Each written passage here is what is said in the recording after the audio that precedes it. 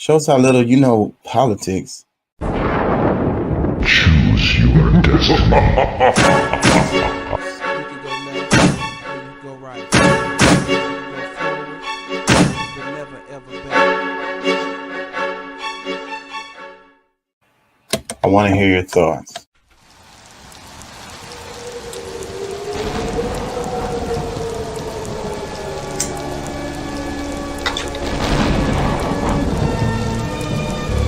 Good evening, my little one. I shall make you psychotic. Mommy, what does psychotic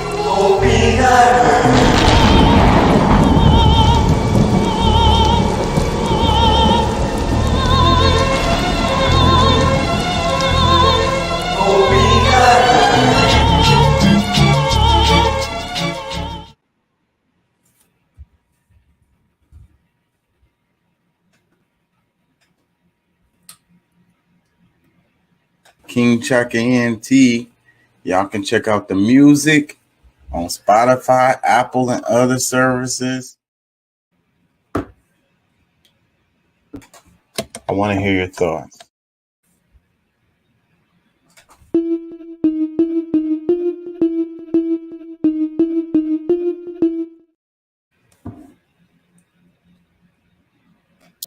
Yeah, you know what I'm saying? KCE, King Chaka.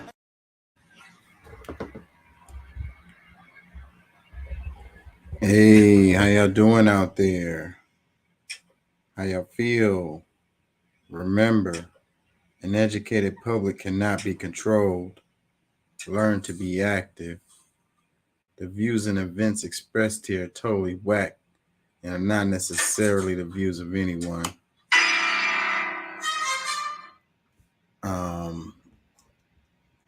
¿Cómo estás? ¿Podemos ayudarnos más? Sí se puede. I mean, you know, y'all know how it goes. If you watch the show. Can y'all hear me? Y'all know how it go. All right, y'all. Peace and love. Thank y'all for joining. Thank y'all for listening. Let Them Eat Cake. Let Them Eat Cake. That's the name of the show today. Let Them Eat Cake. So that's Marie Antoinette. I wonder if I can find, there's so much stuff and about her. Let's do a little history. Let's do a history related to Let Them Eat Cake and where that came from. Let's start there. Let's see if I have something that's worth the crap here. Let's do Wikipedia. Is it going to explain it in here? Hold on, y'all. Give me a second.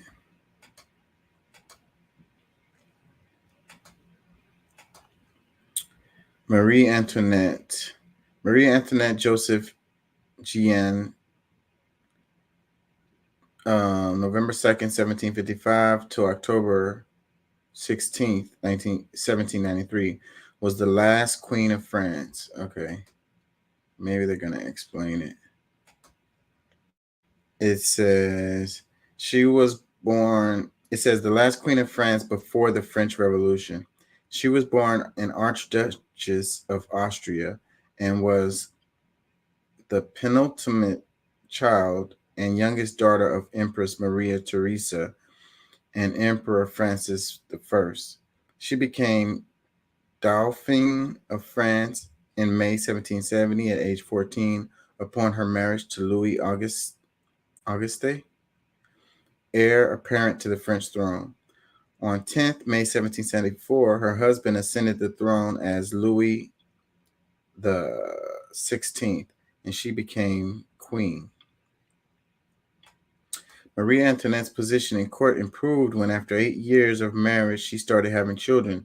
She became increasingly unpopular among the people, however, with the French libels libelous, accusing her of being profligate, promiscuous, allegedly having illegitimate children, and harboring sympathies for France's perceived enemies, particularly her native Austria. The false accusations of the affair of the diamond necklace damaged her reputation further. During the revolution, she became known as Madame Deficit because the country's financial crisis was blamed on her lavish spending and her opposition to the social and financial reforms of Turgot and Necker. Several events were linked to Marie Antoinette during the revolution after the government had placed the royal family under house arrest in October 1789. The June 1791 attempted flight to Varennes and her role in the war in the First Coalition had disastrous effects on French popular opinion. On August 10th, 1792, the attack on Tuileries forced the royal family to take refuge at the Assembly, and they were imprisoned by the Temple prison on August 13th. On the 21st September 1792, the monarchy was abolished. Louis XVI was executed by guillotine on 21st January 1793, and Marie Antoinette's trial began on the 14th of October 1793. She was convicted 2 days later by the Revolutionary Tribunal of high treason and executed also by guillotine at the Place de la Révolution. So let me see. Where is it on here? Do they explain the let them eat cake thing?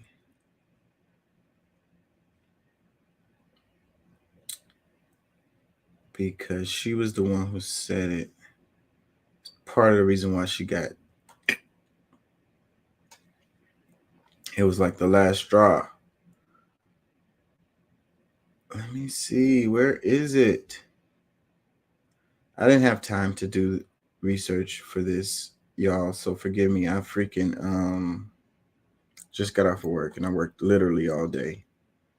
So I did the show late yesterday. I got about 3 hours of sleep, went to work, came home from work, and we're back. So let me see if I can search this better.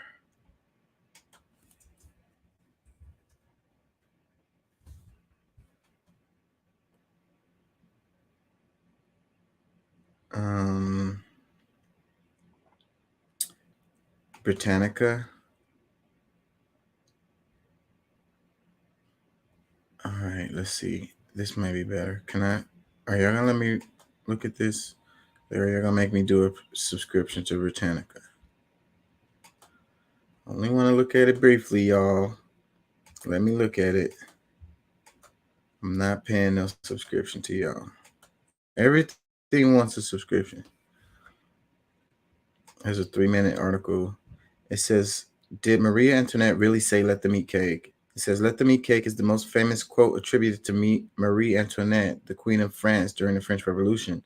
As the story goes, it was the Queen's response upon being told that her starving peasant subjects had no bread. Because cake is more expensive than bread, the anecdote had been cited as an example of Marie Antoinette's obliviousness to the conditions and daily lives of ordinary people. But did she ever utter those words? It says probably not. I never heard that before, because the way the story goes is, like it said, the people were starving and they couldn't make bread. They couldn't bake bread. And she was like, well, let them eat cake, and it whether it's true or not, I don't think it really matters, because it shows the disconnect that the elites have with regular folks. It's an example of that. Like, these people have no idea what our lives are like regular folks' lives. They don't have any idea, and they're oblivious. Their privilege has led them to be, not aware of things, and they think they are. they think they're aware, but they don't get it at all. So like, they can't make bread. So it's like, let them eat cake. It's like, wait a minute. If they can't make bread, then they definitely can't make cake. Cake takes more ingredients than bread does, you know. So that's just what it is. I mean, I kind of wanted to touch on that for a bit, but it says she didn't say it in this article. It says, for one thing, the original French phrase that Marie Antoinette is supposed to have said, "Quelle magent de la brioche," doesn't exactly translate as "let them eat cake." It translates as, well, let them eat brioche. Of course, since brioche is a rich bread made with eggs and butter, almost as luxurious as cake, it doesn't really change the point of the story. But the queen wouldn't have been referring to that sort of dessert that English speakers often imagine. More important, though, there's absolutely no historical evidence that Maria Antoinette ever said, "Quelles magent de la brioche," or anything like it. So where did the quote come from, and how did it become associated with Maria Antoinette? I don't know if I really want to read this.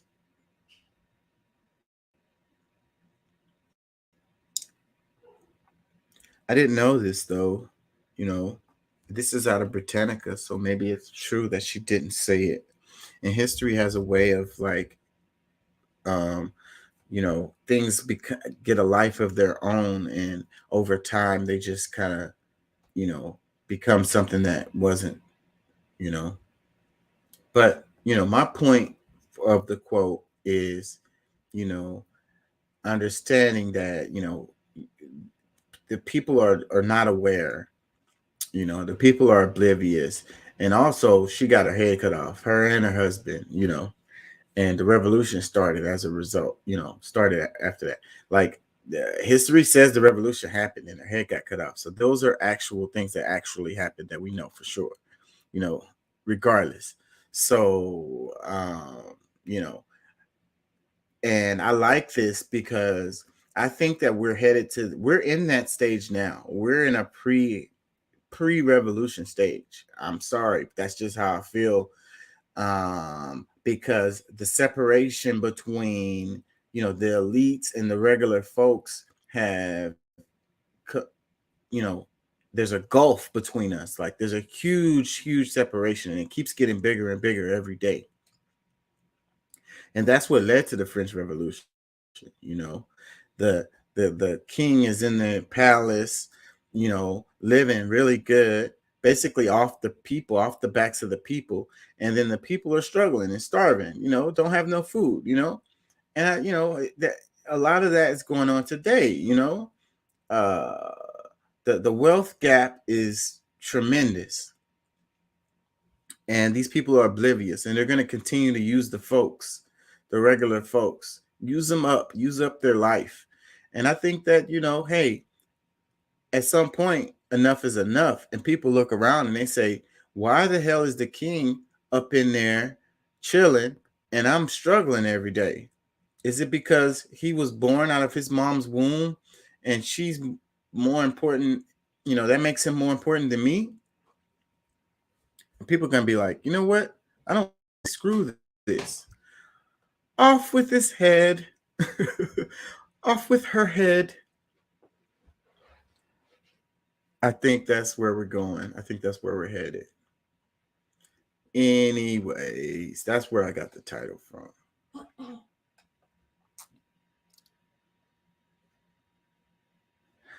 know what you're saying. Let's go to Twitter.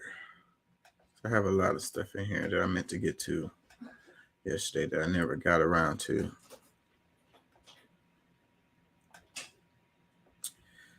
And I need to kind of get my brain awake here.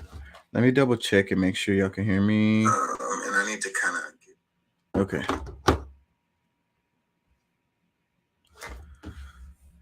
Let's listen to this. Death.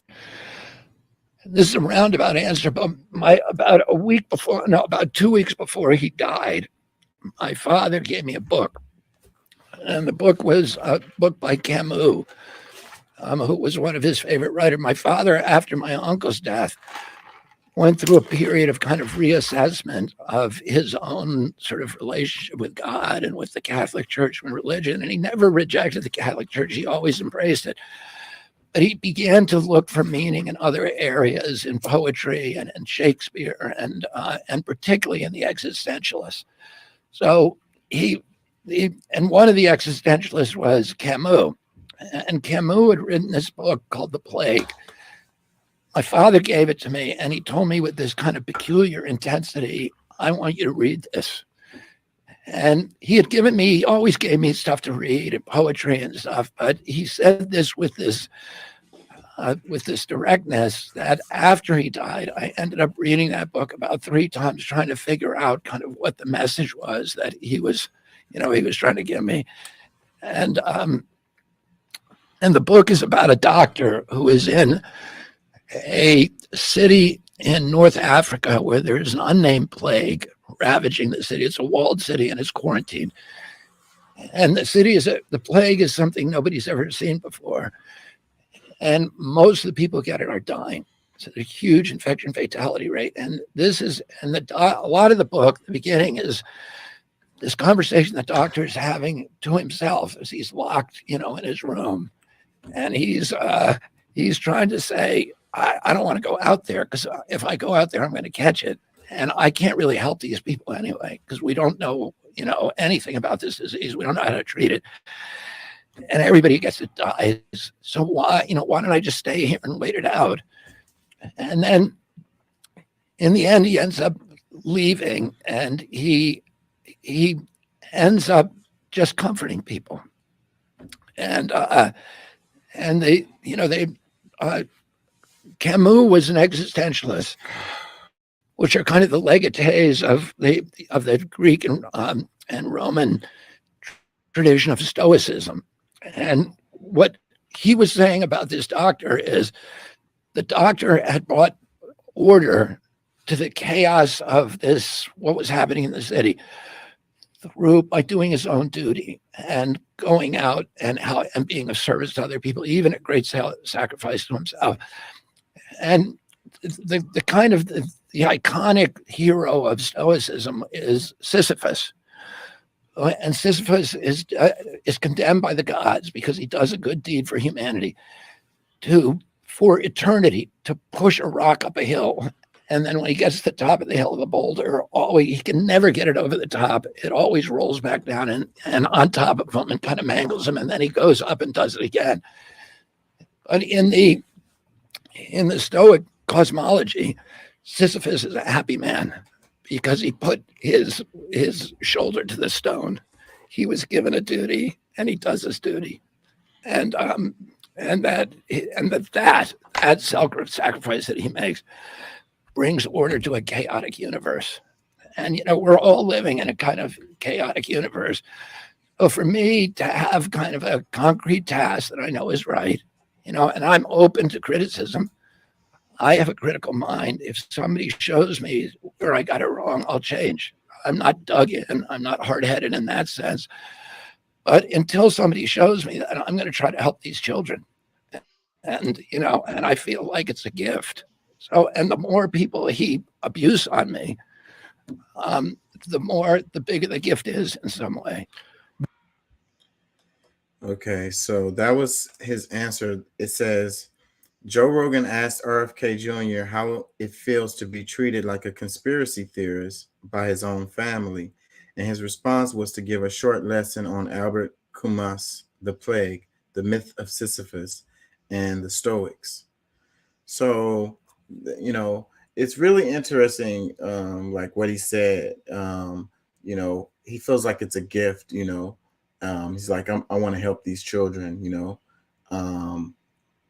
and the story about the guy pushing the rock up the hill and never getting it over, but continuing to do it. And then that's like his suffrage. But then the other guy basically does the same thing, and it's triumphant, I think that us pushing against the machine are pushing against you know, the way things are.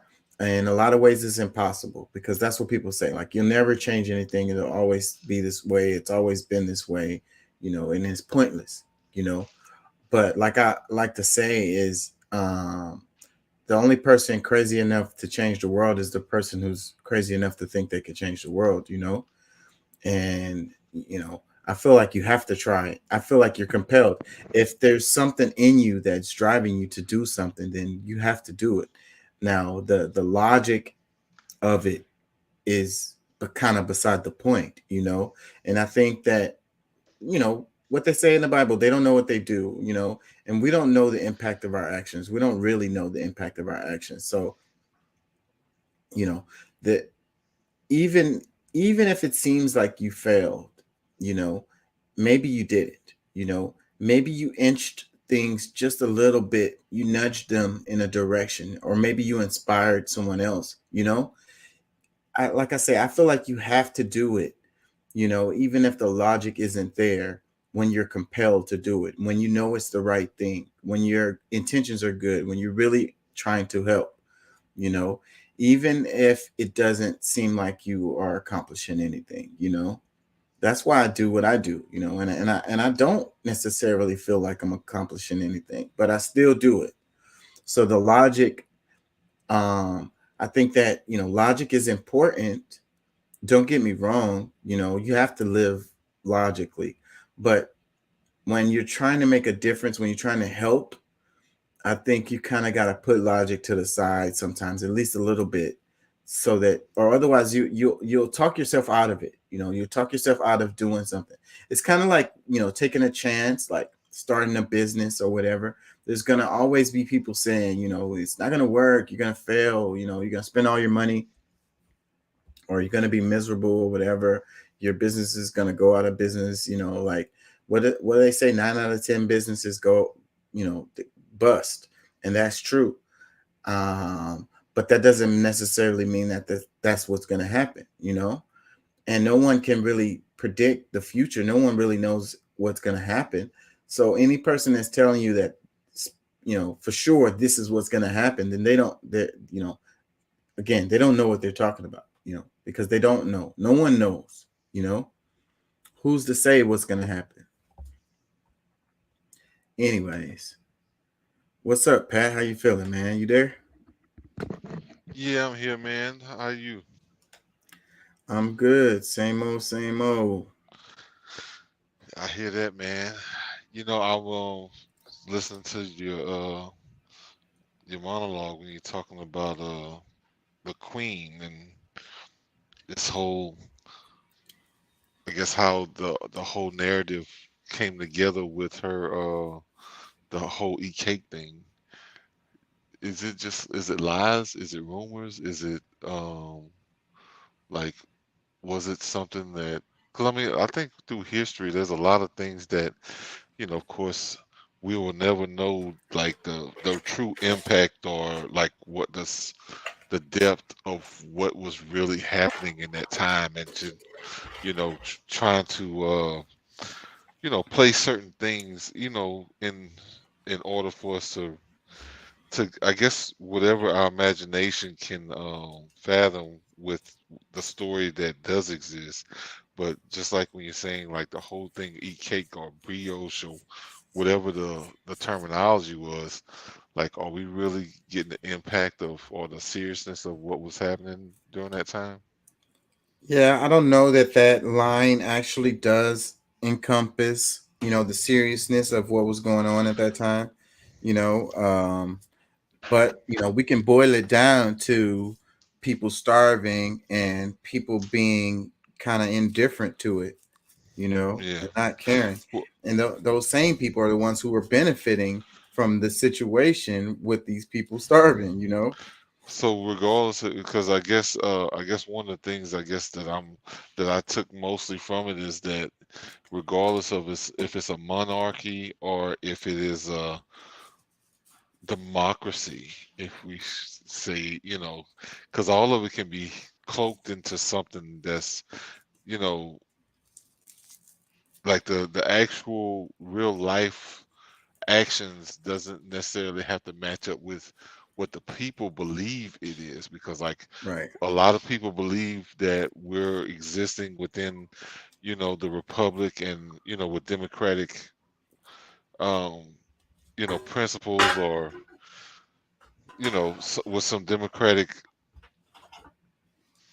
things involved. But to me it's like, we just talked about last night how there's somebody who's just placed this just out of nowhere, no vote, for a position that people usually vote for on a local level, right? Mm-hmm. And Superintendent yeah, HSD. yeah. So how is it that how is that, like people not saying anything about it or allowing that to happen, regardless if the dude is good and makes changes or whatever, like allowing certain things like that just to happen is like can be devastating to the long haul, like you know, and because and like I it, said, and it looks like the same thing. And I think that that's the point that I was making. Regardless of it being a monarchy or a democracy, the results are the same in a lot of situations. So I don't even think it matters what designation we is, make it. because Yeah, it's the situation is the same. You have the few with everything, and the many with hardly anything. And yeah. so it's basically the same setup. And then, I mean, of course, we know that because this is during what the 1500s. I want to say no later than that, because the French Revolution was No, that was I guess that would have been the 1800s, huh? I think that's the 17, 1700s. 1700s. Okay. I don't know, bro. I think that we really got to be careful, and because it's too many people that's just falling in line with whatever's happening, just kind of like almost hopeless. You know what I'm saying? Like that's a bad place for humanity to be, to feel like, even though we're the majority, and is it? I mean, I don't know. Is it fear? Like, have they been programmed so harshly that they don't feel that they can actually make a change? Because I mean, we're still legally, in a representative government. So I Yeah. mean, we, and and and and I think about Rome, because how did it say? It said, "Give them bread and give them circus, give them circus and give hmm them bread," and it's yeah, it's almost the same thing. And then it's a reoccurring thing that happens, in history, where the elites kind of distract the masses, hmm with spectacle. Meanwhile, they're going out the back door with the bag. That's what I be saying over and over again. Like, and then at some point, the people, what happens is, I don't think that the people actually wake up.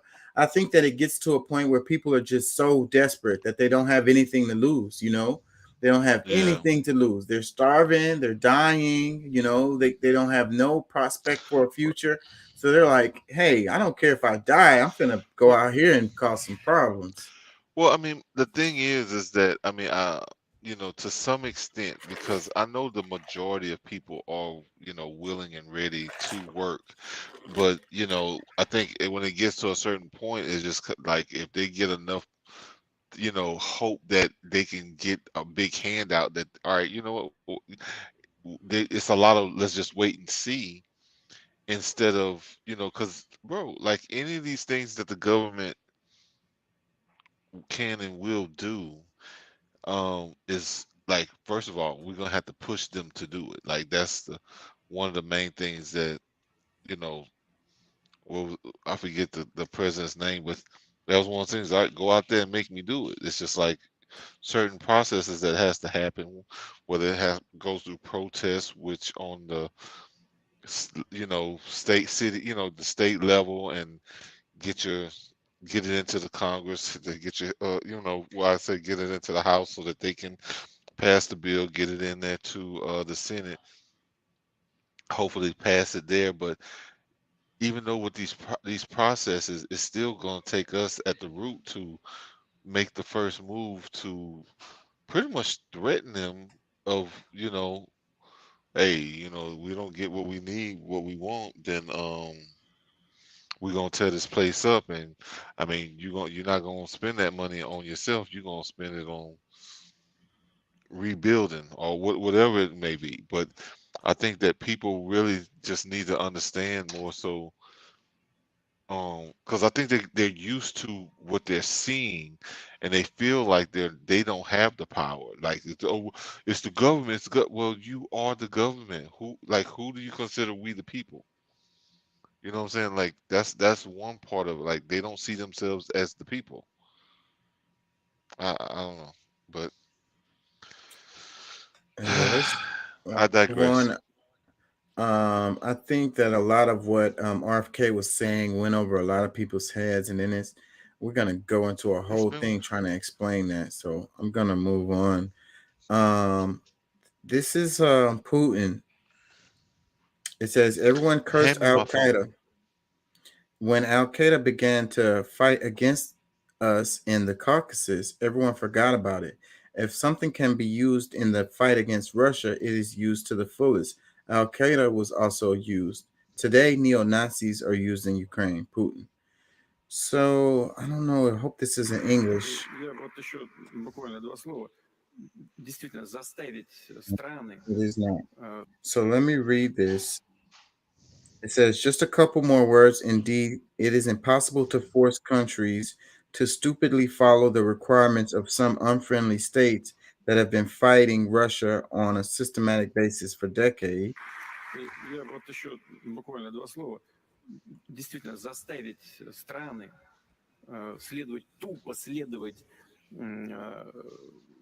требованиям некоторых недружественных нам государств, которые борются с Россией на системной основе десятилетиями. It says, after all, let's remember the means they use. И средства, которые они используют. Let's remember the bloody events in our Caucasus in the late 90s and early 2000s. What happened? События у нас на Кавказе в конце 90-х, в начале 2000-х. Что происходило? Everyone cursed Al Qaeda, but when Al Qaeda began to fight against us in the Caucasus, everyone forgot about it. Но когда Аль-Каида начала воевать против нас на Кавказе, забыли все. If something can be used in the fight against Russia, it is used to the fullest. Al Qaeda was also used. Если можно использовать что-то против в борьбе с Россией, используется на полную катушку. В том числе и та же самая Аль-Каида использовала. Сегодня используется. Today, neo-Nazis are used in Ukraine. They forget that they are neo-Nazis. No one remembers or says anything. Неонацистов на Украине. Забыли, что они неонацисты. Никто не вспоминает, ни слова ничего не говорит. They put a well-known person at the head there who covers up all the neo-Nazi camarilla. Nobody hears. Talking about Zelensky there. Прикрывает всю эту камарилью неонацистскую. И вперед. Никто не слышит. Вот мы с вами сейчас посмотрим. We just watched this video, which I asked to show, ролик, который я попросил показать, где where the Bandera people march under the Nazi flag and kill people. Do you think anyone will show it there? No. ходят под нацистским флагом и людей убивают. Вы думаете, что кто-нибудь воспроизведет там? Нет.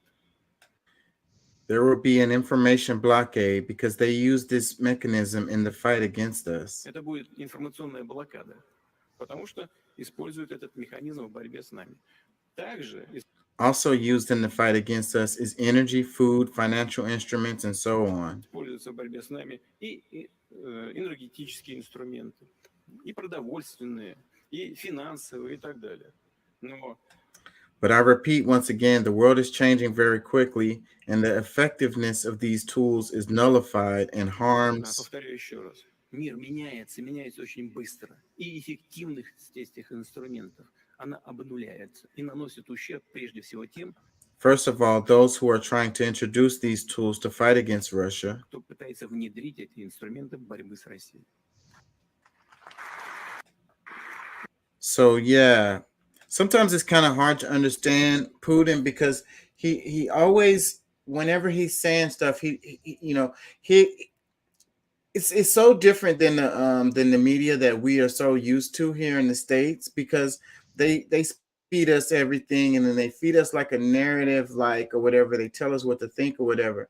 But this guy comes at things in a way like you understand, like he's treating you like an adult, you know what I mean? He's not explaining everything. He thinks he feels like you know stuff, so then he doesn't need to, elaborate and clarify things, you know what I mean? So that's the reason why sometimes I think that, our brain is trained to think in a certain way whenever we hear like politicians speak or whatever authority figures speak. They speak to us like on a freaking second grade, fifth grade level, you know what I mean? And explain everything. And this guy doesn't do that. So then that causes people to kind of like not hear what he's saying, I think. But if you listen, I mean, you can get it. So it's like, You have to be somewhat in the know and really understanding where he's coming from, understanding at least that side of everything, because of course we're taught a certain narrative about different countries and how their their their position with us, uh you know hostility towards us and blah blah blah, where all of that.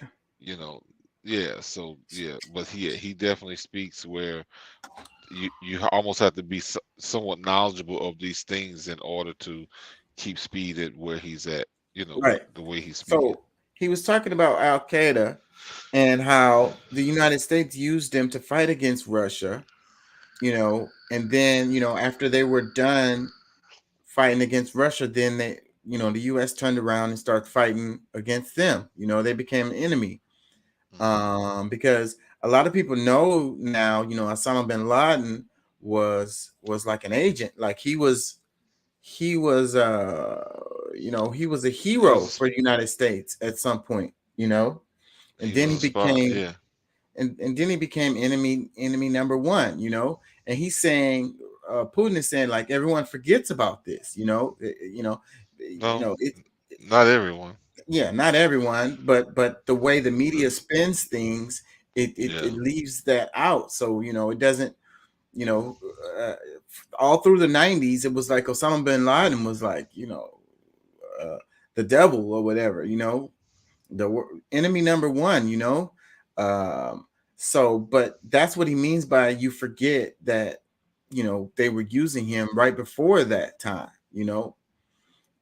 so that's part of what he was talking about there. So, but his point was related to the Nazis in Ukraine, and and how the media flips things, and they don't show these guys walking around with the Nazi flags and having the tattoos and so forth and so on.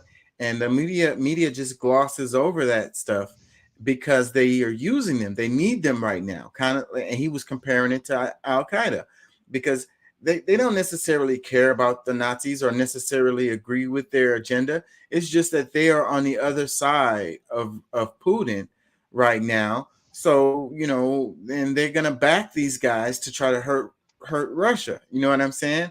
But I don't think that a lot of people here in the States understand what's happening. That we're backing literal Nazis just so that we can try to hurt Russia. So it's like, the enemy of my enemy is my friend. How does it go? So that's how it works. And so it's like the enemy of my own enemy is my friend because he's the enemy of my enemy, if that makes any freaking sense. And that it's really just crazy. It's really just crazy. If they explained it properly to the American people, then the American people would be like, what the hell is really going on? Well, there's a lot That's of what he's stuff that trying to just say wouldn't in this. happen.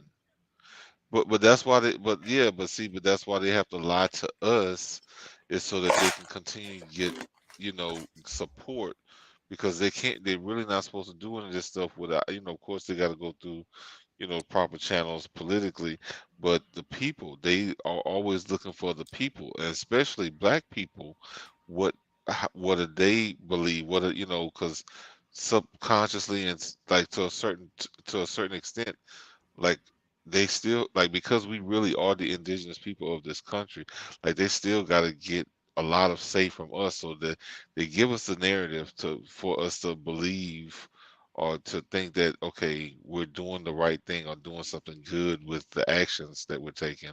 But in most cases it's a lie, and these people that they want to go to war with never did anything wrong, but we somehow take support with that, and that's where they're able to go on and give whatever amounts of money, like what they're doing now, even if it's not just us, like our country, like the fact that we can give power to the Ukrainian government for their issues that they're having with Russia, like that support is mostly coming from us, but all Americans totally.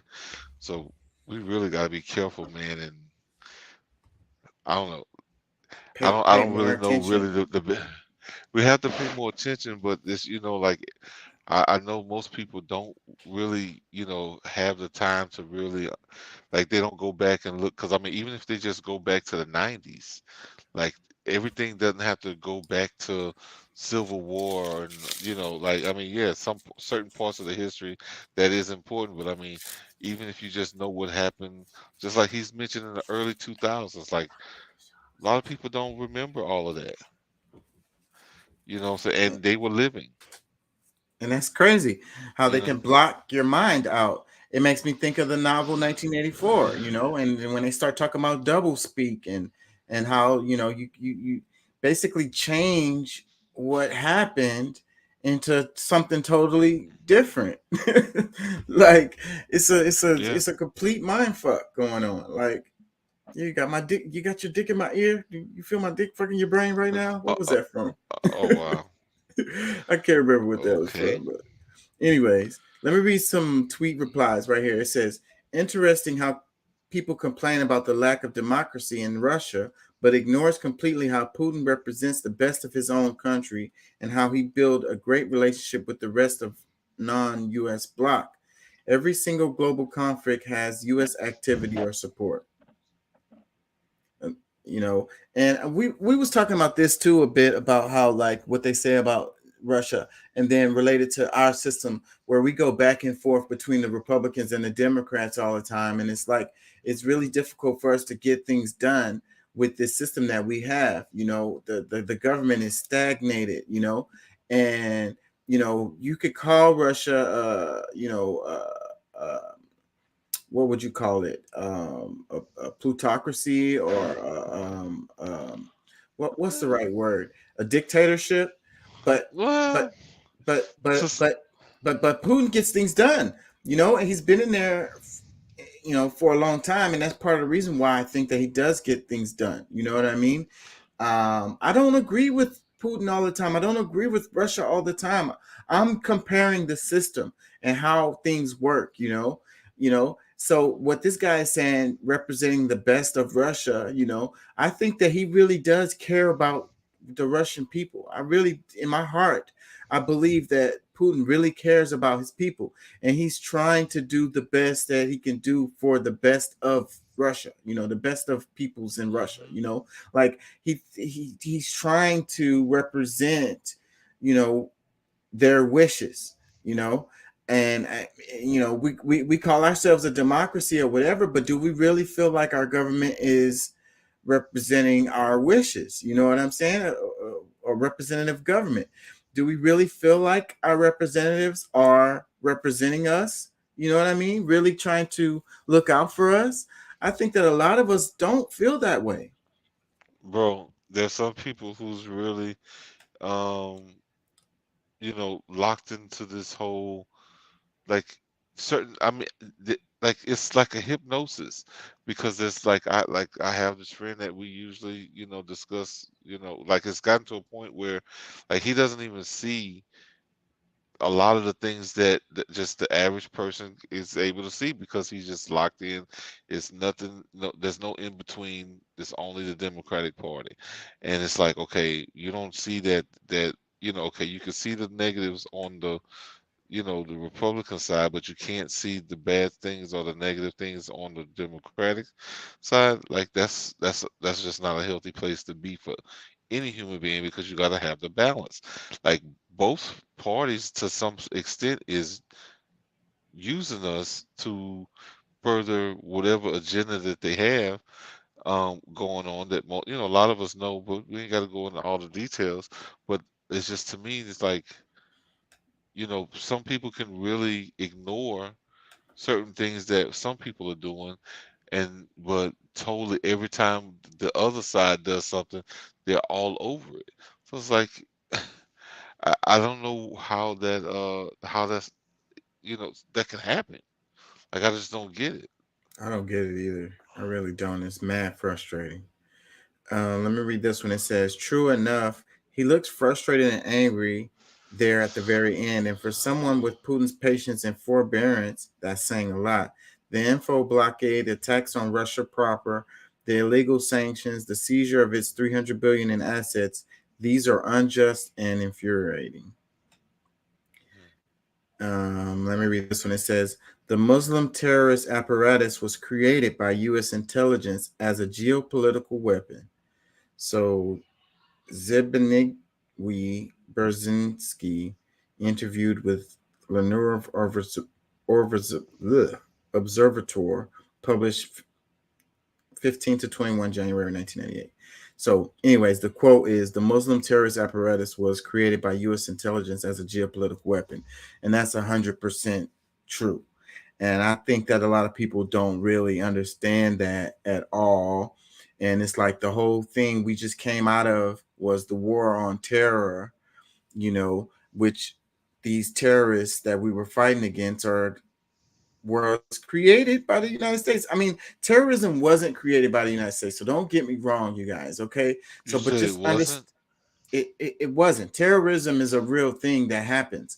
But you have groups like ISIS, groups like Al Qaeda, you go down the list, and how much influence did the United States have in like basically creating these groups, funding them, propping them up, putting them in positions of power, and to give us an enemy. Because I think that, in United States recent history, with our global dominance we have related to our military and the dollar, we really didn't have no real enemies necessarily. Like we had enemies, but we didn't have nobody to fight. You know what I mean? Because we had beaten everyone already. So we had to justify our military and to justify our budget and to say that we weren't safe, that the American people aren't safe, that we got, people coming at us from every angle or whatever. We had to prop up certain groups to give us an enemy to fight. And it just wasn't real. It's like chasing ghosts.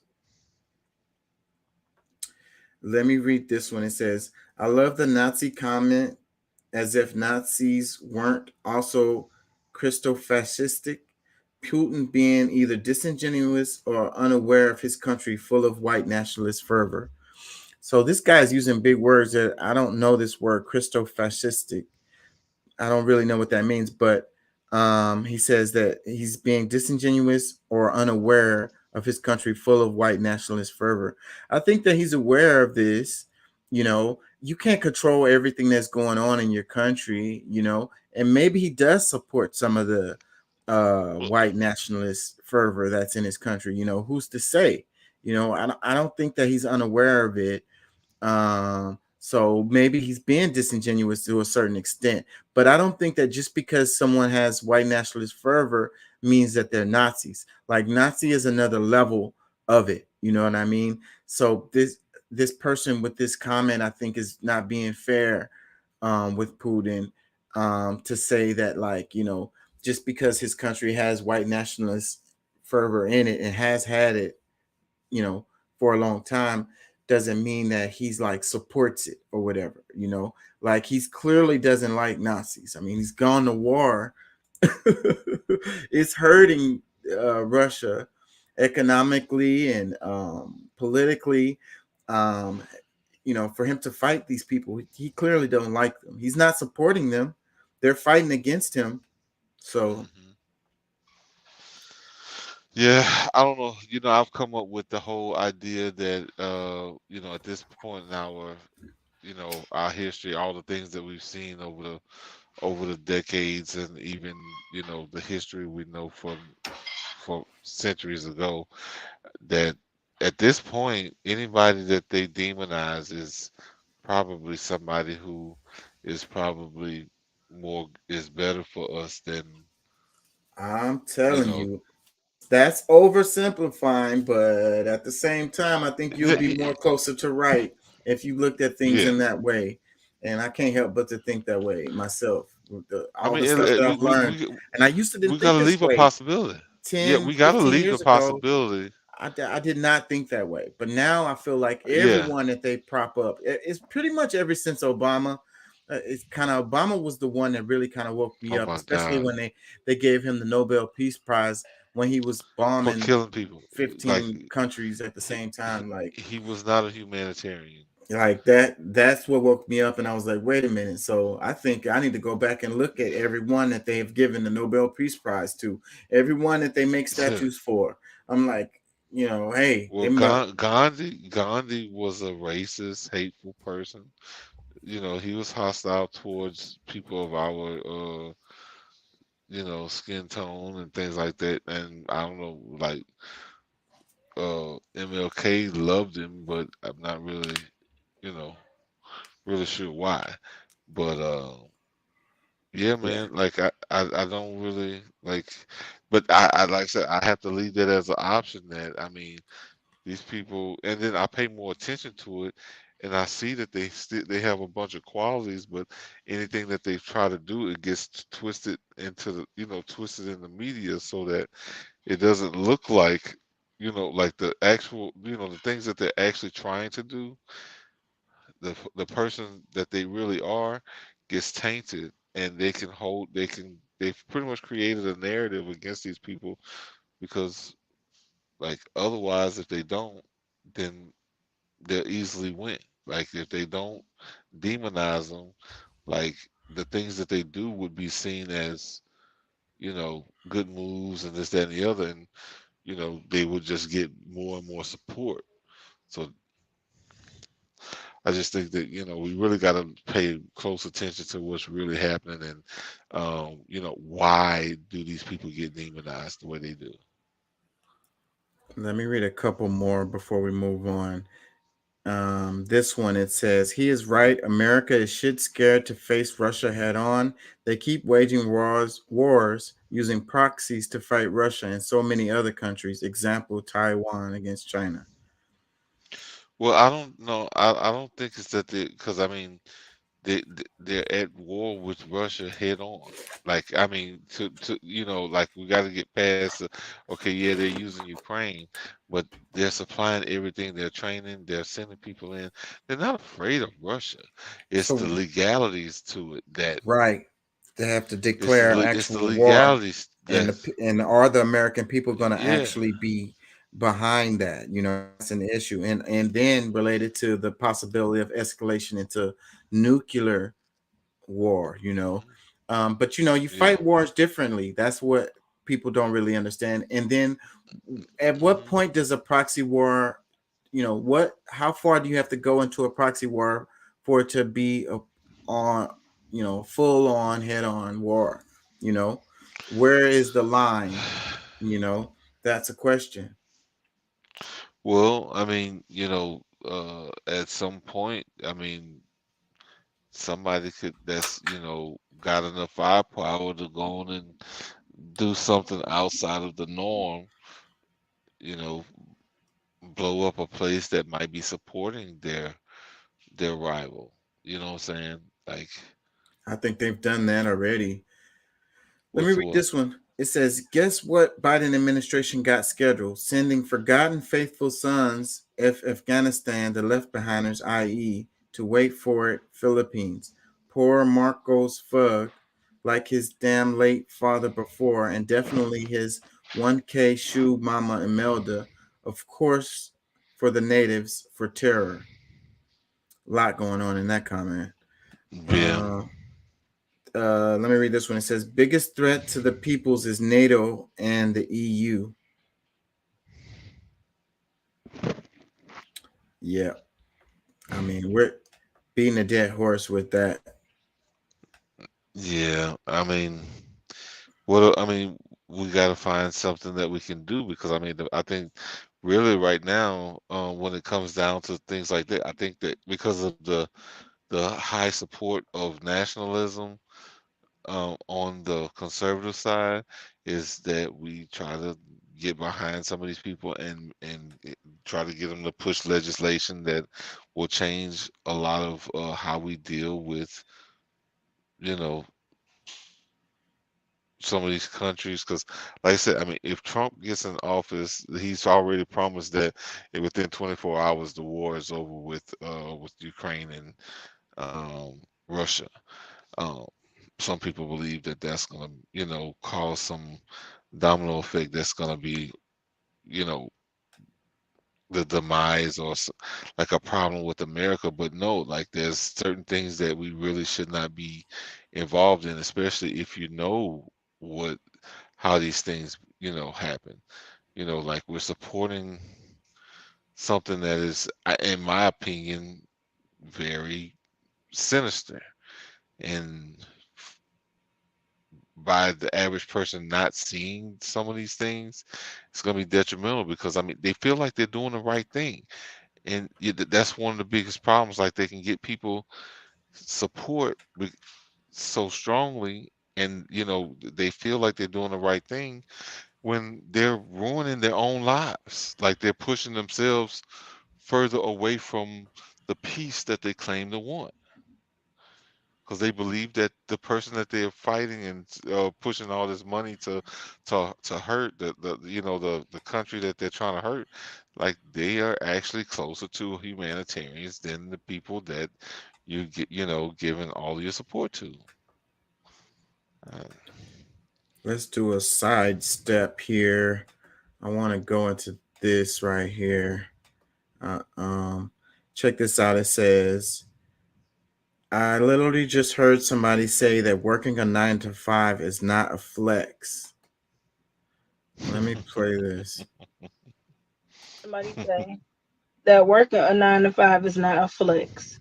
If having a steady 9 to 5 is not a flex, I want all y'all so-called entrepreneurs and LLC holders to stop asking us 9 to 5 workers for money to hold y'all over until y'all next payday. Any real entrepreneur will tell you it ain't for everybody. Some people just need a 9 to 5 to keep them steady and good. Y'all over here acting like working for yourself is all glamorous, like it's some type of fairy tale story. Why don't y'all tell them people real?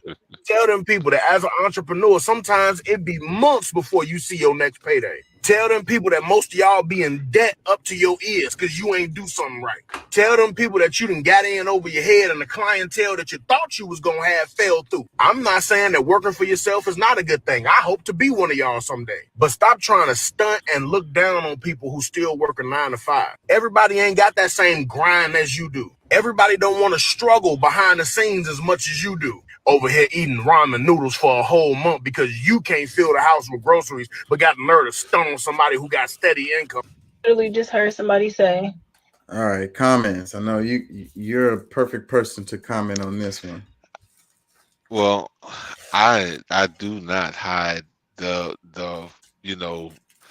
like, you do need to be honest with people. I think that not everyone is built for the business world.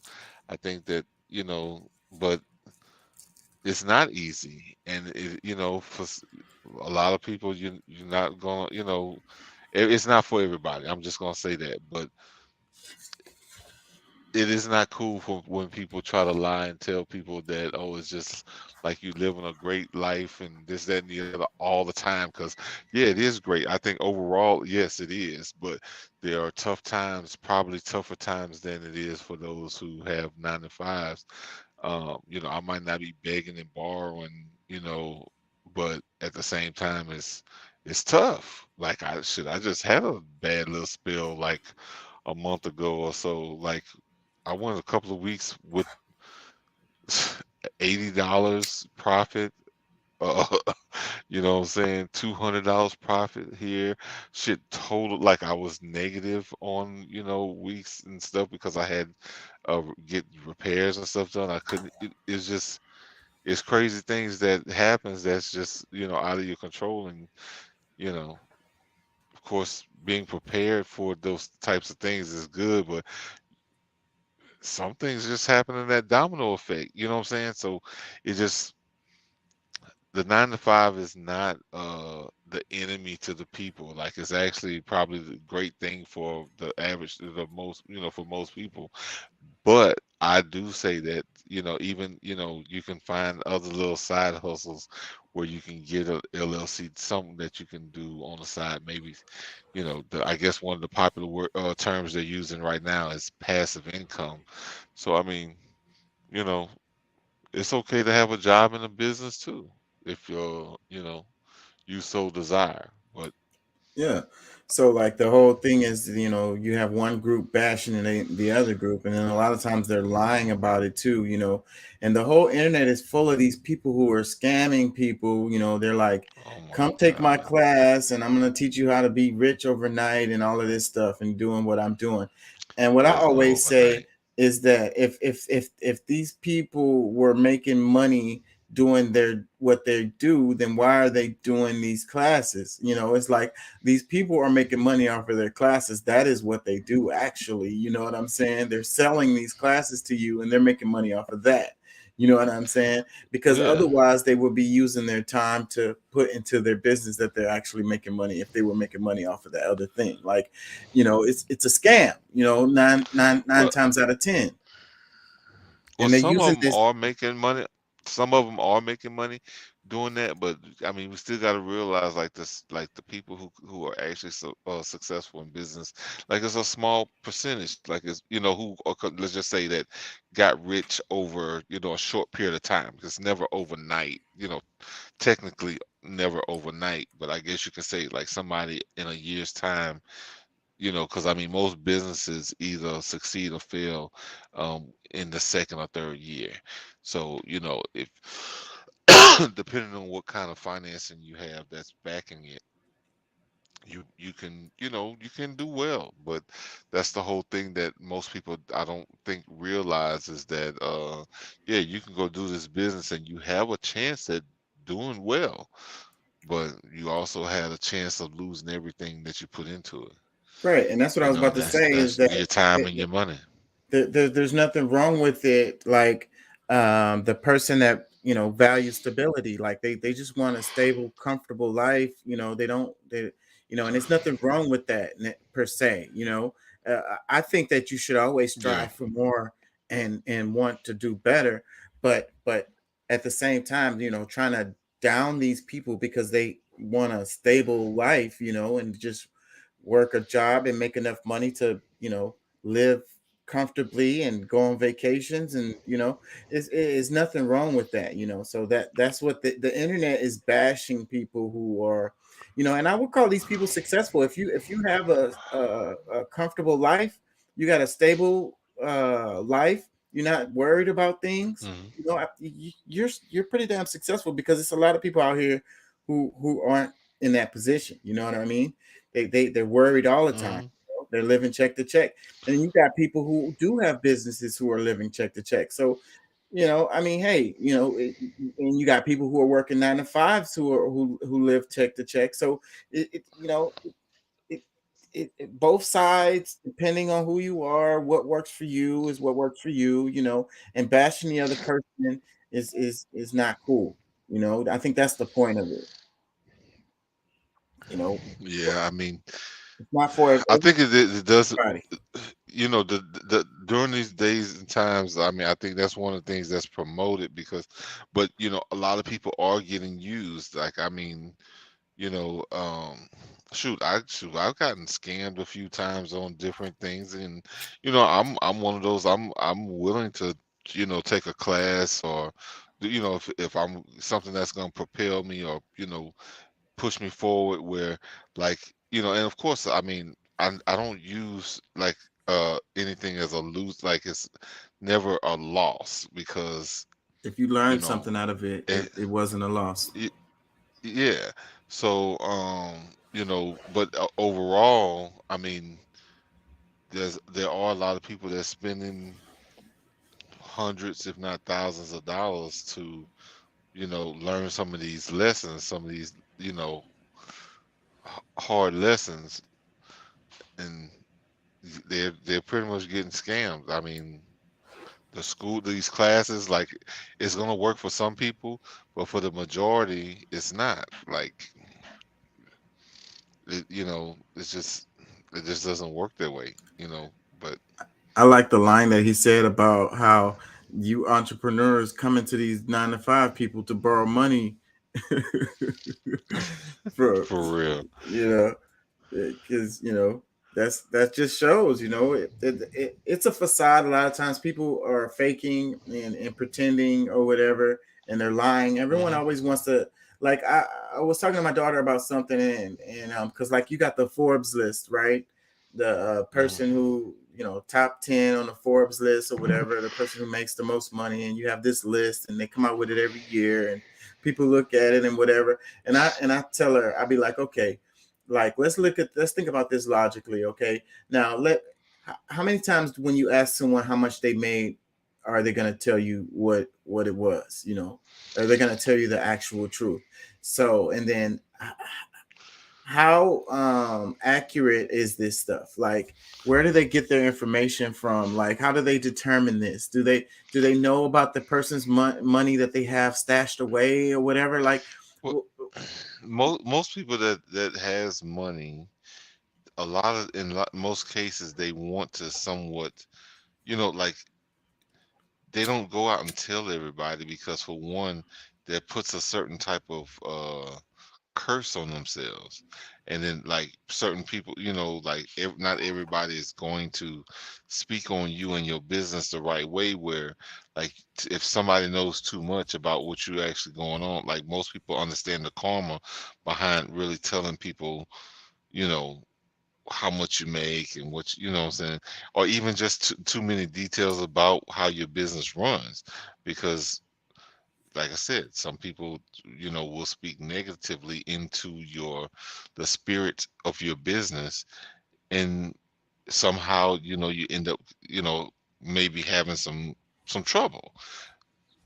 But like I said, most people who are successful, like, they're okay with not everybody knowing exactly, you know, right. what they're doing. You So know, that's what I'm saying. So the person that's really making a lot of money is usually not the same guy who's out there saying I'm making a lot of money. You know what I mean? we, The guy who's out there saying I'm making a lot of money is usually the guy that's not really making a lot of money, because a person who's doing it, who's rolling, he's gonna keep a low profile. And if you well, ask listen. him how he's doing, he's gonna be like, I'm doing all right. I'm good. Well, and we had an example not long ago of somebody who, you know, they were doing well, but at the same time, the projections, like, he was living on, like, everybody's perception of him was based on projections of what he would make or could make or will at some time have passed through his hands. But, you know, like, you know, what's Kanye, when he was talking about, you know, he's the richest of them out of all of the rappers and this, that, and the other. Like, not, he was talking like $9 billion or something like that, and that was based on hyper projected numbers that you know, they came up with, in which his contracts would have been worth that over time, but that's not how much he was worth at the time. Like, we were seeing how J.P. Morgan was kicking him out of the bank, and you know, he had a couple 100 million. It's nothing to sneeze at, but at the same time, when we're talking about $9 billion, he was not. like liquid $9 billion. That was hype. Like that was just something for, I guess People to talk clout. about. Just Yeah. bullshit. Yeah. Let me read I this mean, comment. It says, he ain't but lying. I'm both. I've had months where I made more money than I can count, and others where I made just enough to cover my overhead expenses. Then there's mhm. been months when I've had to take money from my 9 to 5 check to cover my business expenses. Those are the times I've wanted to throw in the towel. Entrepreneurship is like being on a financial, emotional roller coaster. Yep, it can be. It gets stressful, bro.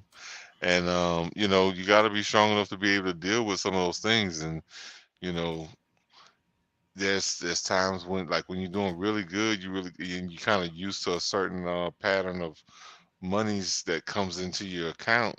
If you know what I'm saying, you're not doing like other investments over in somewhere else, or the savings. Because I mean, savings, I mean, I do believe in savings to some extent, but I feel like that money should be getting used. Like money should be making money for you. um you It's know currency, so it should be flowing. yes, So, exactly. because otherwise it's depreciating. Yeah. So I mean, but either way, it still needs to be done wisely, because like that energy can still turn into bad energy. What I'm saying, So that currency could, you know, but it's all about that flow. Check this comment out. It says competition happens at the bottom. The people at the top are collaborating. Let me say it again. Competition happens at the bottom.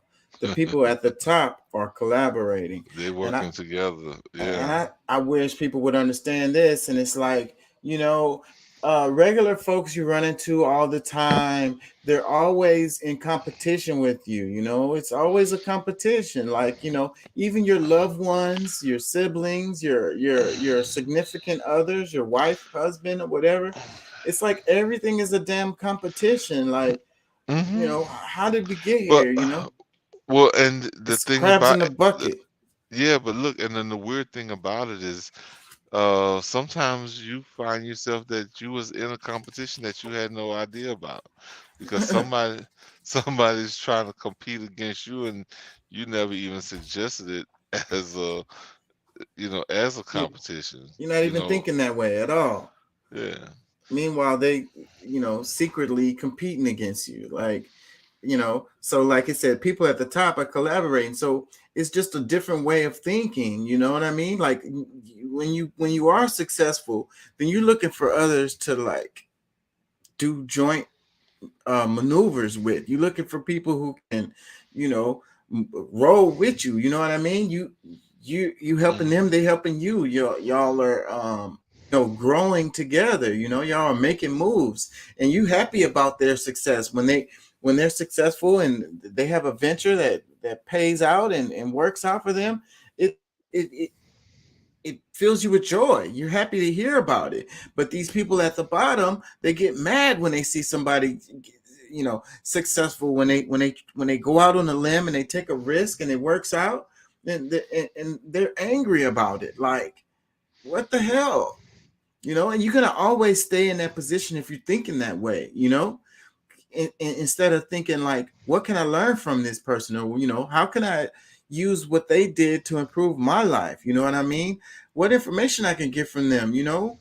Can we share information? Can we collaborate and both of us be making it? Instead of, I want to be doing better than them. Like, I want to step on them. I want to freaking, like, I want to stunt on them. Yeah. I I don't I can't roll with nothing like that. I feel like if you're not helping others climb up, that want to, they want to get to the next level, if they're, because that alone, if they consider themselves entrepreneur, that puts you in the same boat. And if you're an experienced person in the business, whether it's directly related or not, you have some guidance that you can, or something that you can give to them, some knowledge that you can keep them from having going through some of the same things that you went through, or something that's just going to automatically help them propel their business based on, just structure, giving them some certain things, the principles that's going to, put them in a good position. I just don't get the hating and trying to go up against somebody that, you're really not, they're really not competition. In my book, for you to have that mindset, you're never going to be real competition. Yeah, we don't see you as competition, at all. Like, that's what the thing is with this. Anyways, let me read this one. It says, for 2 decades, European automakers enjoyed large market shares and profits in China.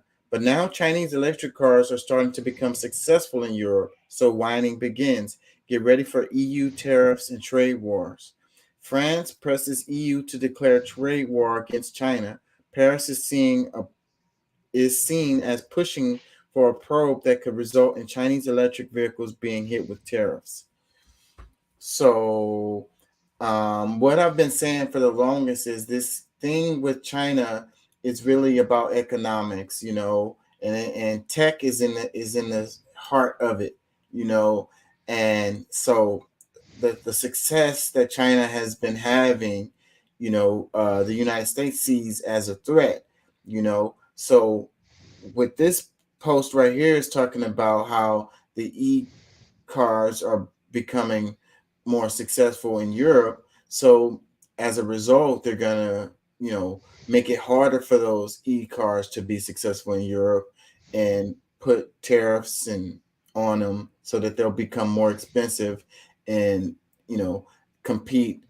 They won't be competing against their vehicles or whatever, or the traditional vehicles or the gas vehicles or whatever. You know what I mean? That's kind of what they do with the Teslas. Like, you have to pay all of this money. You have to pay a huge amount of insurance. You have to tax on it, so they're going to get their money out of you regardless. It's like, since you're not paying gas, you're not buying gas every day, then we're going to get the money out of you some kind of way, and this particular topic is about, the success of China's electric cars and how they're going to fight against it right now. They didn't have a problem before when the tech wasn't much of a competition, but now that China is blowing like everybody out of the water, now they have a problem.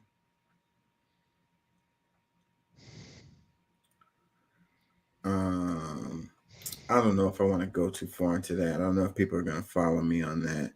I got 2 ones that I really want to do before I lose you. I feel like I'm losing y'all. The Tucker Carlson talking about Biden, but before we get to that, that what's his name is running for president. What is his name? I can't think of his name. Anyways, let me read this. It says, we have to be able to put strong accountability measures to each other. I will say the same thing to the squad. Love each and every one of them. You're spineless on this issue. You're not taking a stand on principle. You've got to be consistent. That's not trashing them. Let's play a little bit of this. We have to be able to put strong accountability measures to each other. You see, and that's true for me too. If I'm doing or saying something that people are highly critical of, bring accountability, answerability. And I would say the same thing to the squad. Love each and every one of them. You see, strong accountability. You're spineless on this issue. You're not taking a stand on principle. The next time you take a stand on principle and you caved in here, you have less credibility. That's just basic. You learn that at the barbershop and the beauty salon. You learn that on the block in the nightclub. You know what I mean? Hey, you got to be consistent. You got to be, it's like being a jazz man. You're playing some night on Friday night and Saturday night, all of a sudden you're playing out of tune. Somebody gonna tell you, you know what, man, you was sounding so good last night, but something wrong tonight. Man, what's happening? You're out of tune, man. You're not hitting the right notes. That's not trashing them. That's just saying we're in this together. Well, he was gonna come out and run as a Democrat, but recently he changed that and he's gonna run as a Green Party. And there was a lot of pressure because they were saying that he was just gonna be a spoiler, you know what I mean, and take votes away from Biden specifically.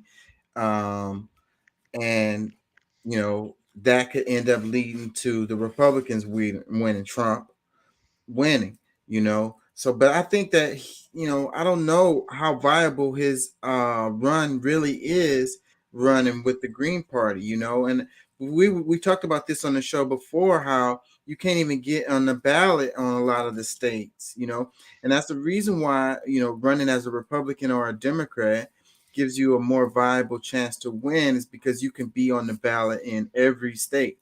And you can't be on the ballot in every state on the Green Party, so that's the reason why a lot of these third party runs don't have real viability to actually win, so then you got to wonder, what is the agenda, like what is he really trying to do, and I really like this guy. Like, this guy here can get my support. I would support him, especially if he ran as a Democrat, and primaried Biden. That he got my vote, man. I don't know why I can't think of his name right now. Cornel West. So yeah, he's running, and that's why he's all over everywhere. He's doing a lot of interviews now. And like I say, he switched, so he's running as a Green Party.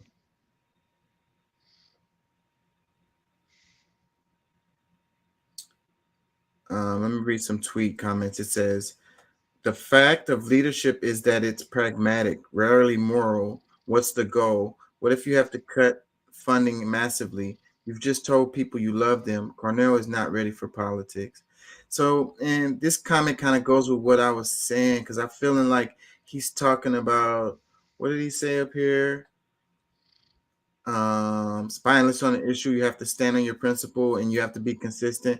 And I feel like him switching is kind of, a little bit spineless himself, so him not being consistent. And it's hard for me to say that, because he's been consistent. He says the same things he's been saying for years. But the threat to the Democratic Party and the threat to the machine is what you have to be. You have to be a threat. So, but then if you run as a Green Party, then you have just null and voided your threat. No longer a threat. I'm sure he got some phone calls, a lot of pressure, a whole lot of pressure. Let me read this one. It says, dim gaslighters are freaking out and pretending to care about third-party efforts. It's hilarious. Another one, it says, post the clip where he answers your question about aliens, please. That alone should win him the White House in a healthy society. Well, I didn't hear that. This one, it says, this kind of strategic and moral clarity is why I support Cornel West, regardless of any tactical disagreements. I disagree with his tactical movements lately. This one, it says, I love Dr. Cornel West, even though I do find myself disagreeing with him a decent amount. I would trust if we talked, we could easily find compromises and understanding. No matter who wins, he should have a big role in the cabinet at least. So maybe that's what he's running for, I didn't think about that. So not really actually trying to be president, but running to get an important role in the cabinet. They'll throw him a bone, and that may be what happens. Because like when we were talking about Pence running for president on the other side, and it's like Doc was saying he's actually just running to be vice president, again. And if you think about that, that makes sense. He pulls a lot of votes, then they have to give him a nod, and then they give a nod to those people who are supporting him. So maybe that's what the Democratic Party would do if Cornel West is able to, garner a good amount of support and get a good number of votes, even though he's running with the Green. And if Biden wins again, then they'll give Cornel West, some important cabinet position. That'd be interesting. And maybe that would actually give Cornel West an opportunity to do something. I don't know. That's one of those things that I think I'm kind of uncertain of. I'm very uncertain about that whole idea because not that I think that he's a bad guy or whatever, but I think that he's being used in that whole People's Party idea to run on. I just don't see it growing enough legs between here and the election time for him. And there's going to be a bunch of others that's going to be people to distract and break up the numbers and all these different things. So yeah, I agree with you. I don't see it. I really don't see it happening. I think he would have his best shot running as a Democrat and going head to head against Biden.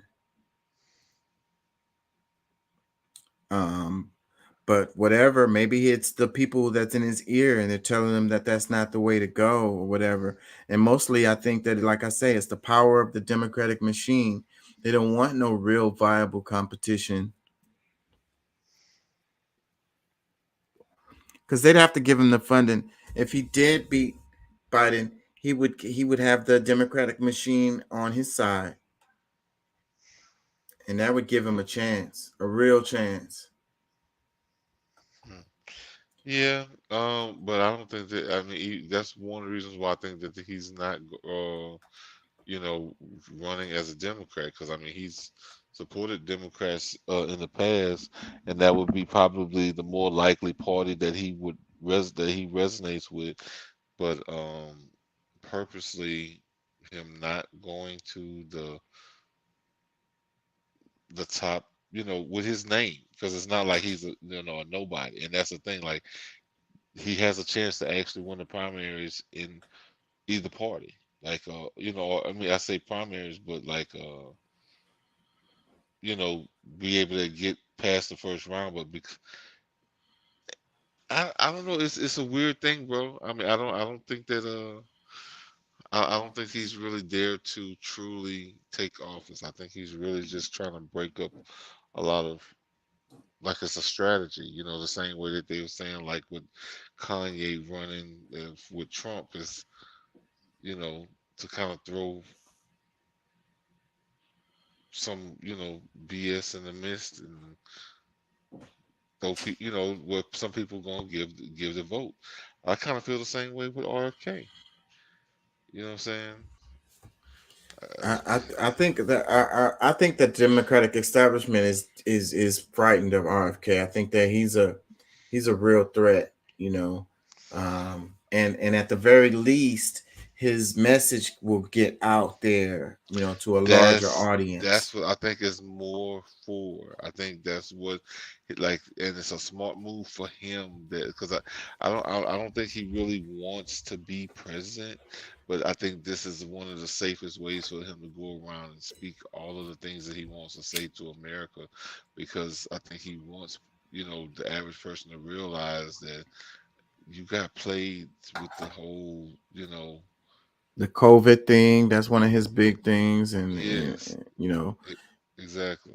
Yeah, so yeah, I think that and the Ukraine war situation, those are his two big ones that he wanted to get the American people to hear. Yeah, I think that's what he's trying to do. Check this out. So Tucker Carlson is on fire, since he's gone to Twitter. And so check it out. It says Tucker Carlson accuses Joe Biden of being a wannabe dictator by comparing him to North Korean dictator Kim Jong-un while blasting the media for spreading his propaganda. Let's play a little bit of this, Tucker. Dictators have that look. You know one when you see one. Dictators build cults of personality around themselves, and they use those cults to deny the glaringly obvious. In his later years, to name just one example, North Korean dictator Kim Il-sung developed an enormous baseball-sized tumor on the back of his neck. It was huge. It was grotesque. It was right there. You couldn't ignore it. You couldn't possibly not see it. But in North Korea, state media did ignore it. They pretended it didn't exist. And so, in some important sense, it didn't. If a tumor grows on a neck, but no one acknowledges it, is it really there? Thankfully, nothing like that is happening in our country or ever will. If Joe Biden ever developed some profound physical or medical problem that was obvious to everybody, journalists would say something. This is not North Korea. We don't have state media here. If Joe Biden was, say, incapable of completing a full sentence or mistook his sister for his wife, suddenly started falling down in public for no reason, the New York Times would report on that and then get to the bottom of what was actually happening. That would be its duty in a free country like ours. It's not like they would cover it up. The very idea of a cover-up sounds like a conspiracy theory, a dangerous one, actually, so stop it. And by the way, if Joe Biden was a wannabe dictator, he'd have the family to match. All dictators do. Saddam Hussein had Uday and Qusay. They were princelings who lived above the law, indulging their most decadent fantasies with total confidence they would be never held to account by the police. As the sons of a dictator, they knew they could do exactly what they wanted. And so that's what they did. There's no one like that around Joe Biden. He doesn't have weird sex scandals at the heart of his family that no one in the media will ever talk about. He doesn't have a ne'er-do-well former nightclub-owning brother who's made a living for 30 years by being related to him. Not at all. That's dictator stuff. Joe Biden doesn't award ridiculous inflated titles to his relatives that the media are then required to take seriously. He doesn't call people doctor who didn't go to medical school and then force you to nod along like it's real when everyone knows it isn't. Nikolai Ceausescu did that with his wife, Elena. Joe Biden would never do that. Nor does Joe Biden dress like a dictator. He doesn't do photo ops in mirrored sunglasses driving a sports car to convince you that he isn't frail and senile, but instead powerful, virile, and wise. That's just not his style. If Joe Biden was a dictator, he'd be wearing epaulets and carrying a tasseled riding crop, and he isn't yet. So calm down. If he was a dictator, Biden's speeches would look like Nuremberg rallies, a blood-red backdrop, armed soldiers by his side, screaming about crushing his eternal enemies. Honestly, Biden did come close to that one time last September at a speech in Philadelphia, but it wasn't in any sense dictatory. It was necessary. As MSNBC assured us at the time, quote, Biden aimed to showcase his faith in the military apparatus and its ability to back the democratic order. See, it was about democracy, not dictatorship. No cause for alarm. He is not a dictator. A dictator would stockpile ammunition for his own bureaucrats, including his tax collectors. He'd redefine the legal code to make disloyalty to the regime the most serious crime. He'd claim dominion over the most intimate parts of his citizens' lives. He defined what attitudes they were allowed to have about sex and religion and how to raise their families. He would even, in his final grandiose stage of dictatorship, claim ownership of their children. And Joe Biden wouldn't do that. And to prove he would never do that, Biden just this week released this video. These are our kids. These are our neighbors. Not somebody else's kids. They're all our kids. And our children are the kite strings that hold our national ambitions aloft. It matters a great deal how we treat everyone in this country. LGBTQ Americans, especially children, you're loved, you're heard, and this administration has your back. See? Joe Biden isn't saying your children belong to him like a dictator would. He's saying something very different from that. He's saying America's children are, quote, our children, not his alone, ours. You share your children with Joe Biden evenly, right down the middle with alternating weekends. You've got joint custody with Joe Biden, and you can thank heaven that you do. A nation is like a family. Every family has a head, a father. That's Joe Biden, our nation's father. And this, ladies and gentlemen, is now his fatherland. Just don't call it a dictatorship, or we'll have to issue a statement disavowing you. Man, he's good at what he does, but I have to say, the idea of us caring about the children as far as our children, I think those are good things that Biden is saying. Even Tucker is kind of twisting it a bit there, but it's like, it's the idea of caring about your neighbor, caring about your neighbor and caring about the children of the United States and like the future of the United States, basically. I think that Joe Biden saying that is something way more diabolical than what is on the surface. Like, it's way more you know, he wants to be able to control, like he wants to be able to say what you should or could or not. Because I mean, this whole thing with these kids, you know, like they're trying to take parent rights away. Like that's some of the legislation that they've been working on. So like to be able to, for me to be able to, or my, you know, whoever to not be able to make certain decisions for their child. If the child decides they want to, you know, ruin the rest of their life with mutilation, getting their junk cut off, and taking these puberty blocker things, they want to do it. Like the government is going to not only give them the money for it, but go hide them while they're going through these services where the parents don't even have a chance to, you know, like they can't do anything about it. So that's like the whole narrative that's behind this whole, these are our children. This is not your kids, these are our kids. He's not being trying to be fair, like just saying that, oh, like he cares about, you know, these children so much. It's more so the, you know, the whole idea behind like where he wants to go with that whole message. It's not, you know, it's just no. And no, this my child, my son is my son. You know what I'm saying? Like there's certain things that I can do in the community that I can, you know, kind of group everybody in and try to help where I can, but I can't just come and tell nobody, you know, what they should be doing with their kid, or you know, like no, it doesn't work that way. But when it comes to socialist, communist, totalitarian type governments, yeah, that's the kind of speech they use. So be careful trying to support something that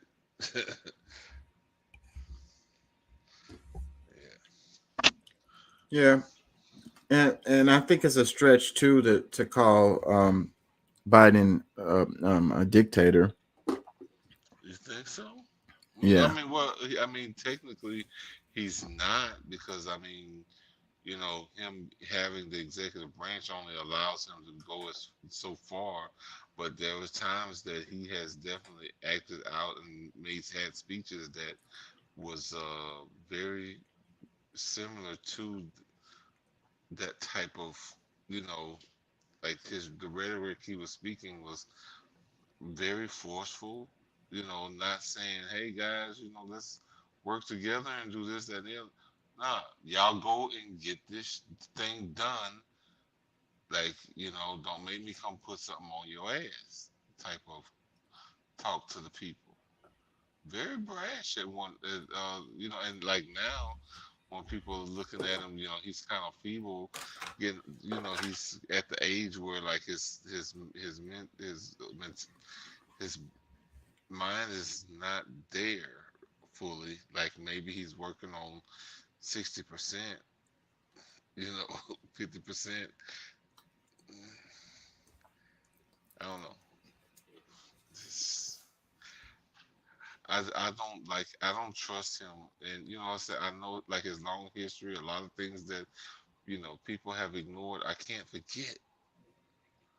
Like I know this dude has hatred in his heart for just people in general. It's not even like I wouldn't even just call him racist. He's just a hateful person. He don't like people. Yeah. Yeah. Well, to make it to the top in the government, I think that might be a prerequisite. Check this out. It says Burisma energy accountant who blew whistle on Biden bribery scheme found dead. This is an interesting story. This caught my eye. You know, kind of sounds like related, all those people who suicided themselves related to Hillary Clinton. Yeah. Let's look at this. I think there's an article.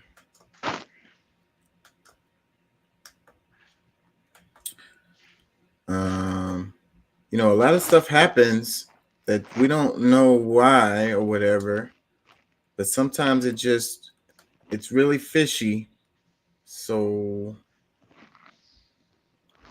let's check this out. Am I Or how certain sharing? things happen to people Yeah. close and near certain Yes. people. Yeah. So this one is one of those cases where it just sounds really fishy on the top. Burisma Energy account who blew whistle on Biden bribery scheme found dead. It says the Burisma. Who Oh, is this? The People's Voice. It's who wrote this? June 12th, 2023. Baxter Dimitri. I'm not familiar with this publication, The People's Voice. It says the Burisma whistleblower, who has been identified as the wife of the former Burisma owner, Mikola Leeson, who also died in suspicious circumstances during the years of the Obama administration when Vice President Joe Biden and his son Hunter were active in Ukraine. Giuliani discussed the fate of the now deceased whistleblower during an interview on Newsmax Saturday Report with Rita Cosby. Man, so why'd you have to throw freaking Giuliani in it? Now it's taken away from it. It says, according to Giuliani, who first brought the light, excuse me, y'all. According to Giuliani, who first brought to light Hunter Biden's notorious laptop from hell, the whistleblower was the chief accountant at Burisma, a notoriously corrupt Ukrainian energy company. During Joe Biden's tenure as vice president under Obama, Burisma compensated Hunter with tens of thousands of dollars per month for his position on the company's board, despite his complete lack of experience in the energy sector. During that period, then Vice President Biden withheld U.S. assistance to Ukraine as a means of pressuring the government to dismiss Viktor Shokin, a senior prosecutor who was investigating Burisma and its owner for fraudulent activities. Giuliani, who previously served as President Donald Trump's attorney, says the whistleblower offered to give a U.S. attorney highly compromising financial information about the Bidens. However, Giuliani says U.S. authorities did everything they could to ignore her, bouncing her case around various offices in an attempt to make her go away. He revealed that the Pittsburgh Attorney General had initially been investigating the case, but the investigation was later transferred to the U.S. Attorney's Office in Delaware under former U.S. Attorney General Bill Barr. Giuliani claims the Delaware office buried the case, despite the whistleblower being under threat of death. He says whistleblower had evidence that included offshore bank account information that showed millions of dollars in bribes flowing to the Biden family and other crooked politicians. Despite the explosive nature of the evidence, Giuliani says prosecutors stonewalled the case and she died suddenly before she could testify. And now the mainstream media are refusing to acknowledge her existence. So, is that it? So, there's a transcript, it looks like, but it's saying the same stuff. I would say that, that's like this thing seems very random and, I think, people might be being too hard on the big guy.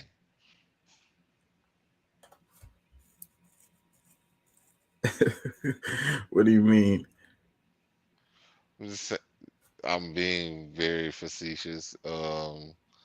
Just like everything that's you just talked about on this whole situation. Like, I mean, there's a lot of these things have been going around, and it's like on media that is not mainstream. So, a lot of it has been chalked up to being,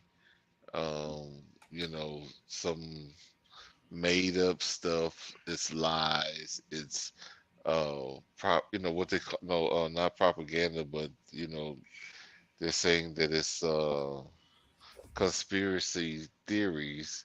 It's just not true. It's just these are things that are just not happening.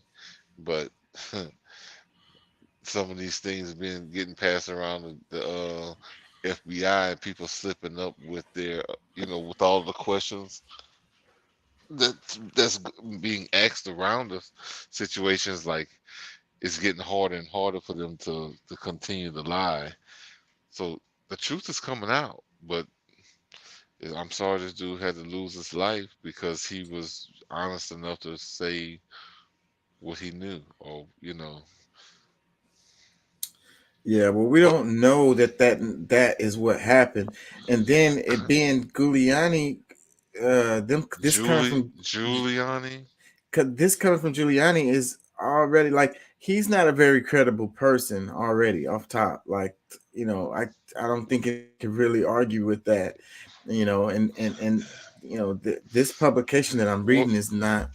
What makes him not credible? I mean, the dude got in trouble for being dishonest time and time again. I mean, it's so many times that it's happened. Really? What Wait a minute, are we talking about the ex-governor of New York? Yeah. Yeah, I mean, like time and time again, it's been proven that this guy be saying shit, Okay, I don't know. Hey, I miss stuff sometimes, so I guess that's one of those things because I never heard all of that. Like, yeah, he got in trouble time and time again. He got related to not being honest. So I definitely would have to take this with a grain of salt, being that it's coming from that guy. okay. Well, I think that based on a lot of the stuff that I mean, because some things is just I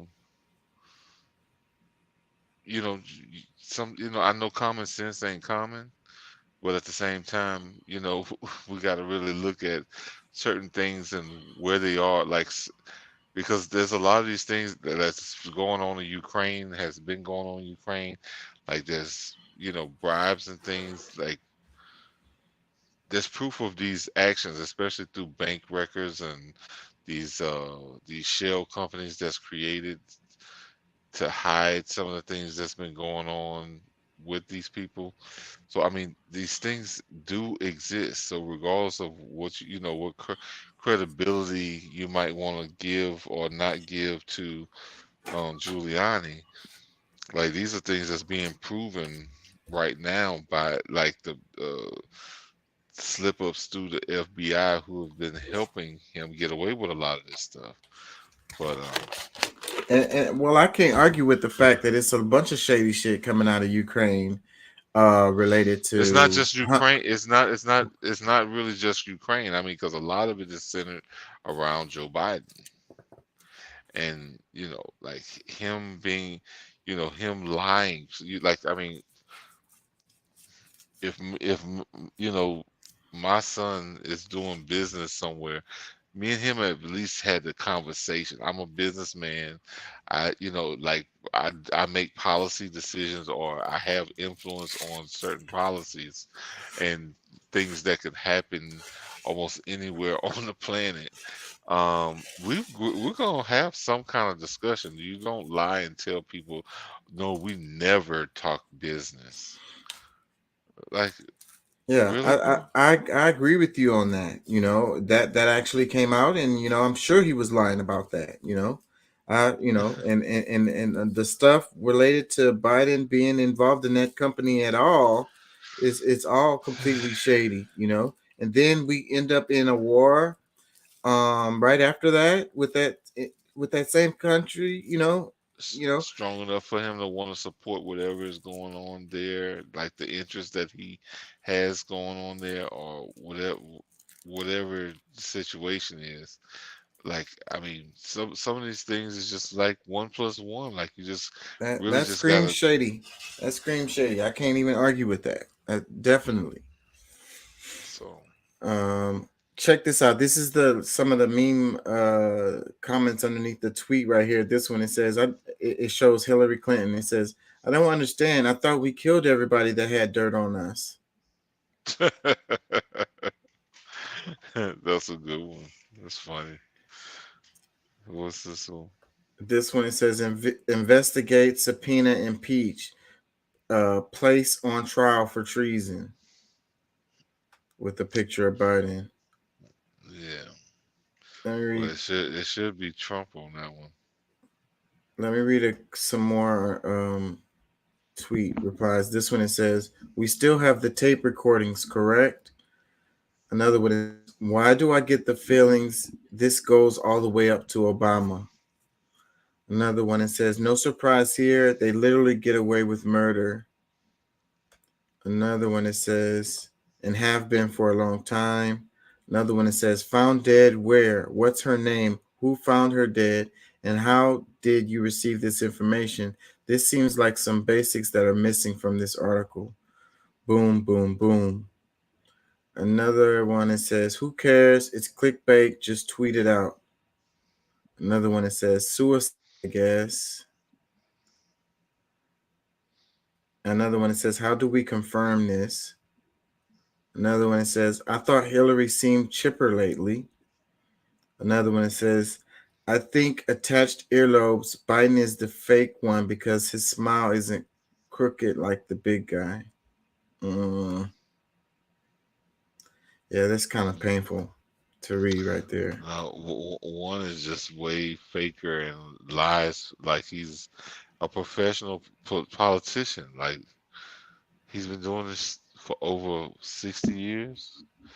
Like he's probably the most corrupt person in the government, based on a lot of things that we're saying. Like, and as far as like the solid proof, they're trying to get as much as they can because another term with this guy would be more than problematic.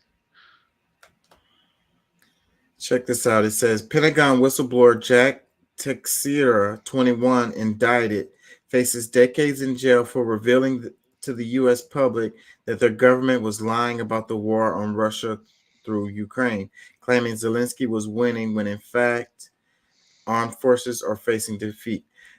This is the guy, the young guy. It seems like he's being scapegoated too because he's so young, but the one that leaked those documents a little while ago, and they say he's facing decades in jail. So this is another example of, the person who gets in trouble is the one who is trying to, reveal information to show that, that we're being lied to,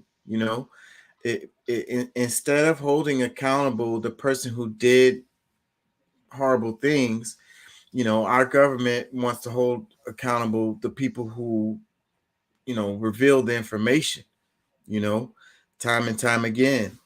So I think it's really unfortunate and really sad. This guy was trying to do something that he felt was a good thing, and now he's going to be possibly go to jail for decades. He's a young guy, so his life is a wrap. Let me read this. It says, anyone who reports crimes is a journalist. Anyone who wants to cover them up is a criminal. Boom. Let me read this one. It says, the charges were due to taking classified documents and posting them in a gaming forum, not the guesswork in the documents. One of the documents supposedly said that they doubted Ukraine could win, but that was before Russia started running low on everything, including people. That sounds like a bot. This one, it says, we already knew you were lying, at the Justice Department, and that includes Ukraine's outrageous war crimes, but keep it up. Another one, it says, that isn't at all what he's charged with. Also, Russia is losing. See, it's a lot of bots in here. Freedom and democracy in the U.S. Another one, it says, how sad is this? He's just a child, somebody's courageous child. What a hero. I hope from the bottom of my heart that all those unjustly incarcerated all over the world will be free one day. It says, free courageous Jack Teixeira. Another comment, it says, this is George Orwell, 1984. Look at this, a big old post sticker. It says, glory to Ukraine and F Putin. Where did that come from? Another sticker. Warning, the above tweet most certainly contains gaslighting, lies, and insanity. Viewer discretion is strongly advised. These are a bunch of bots.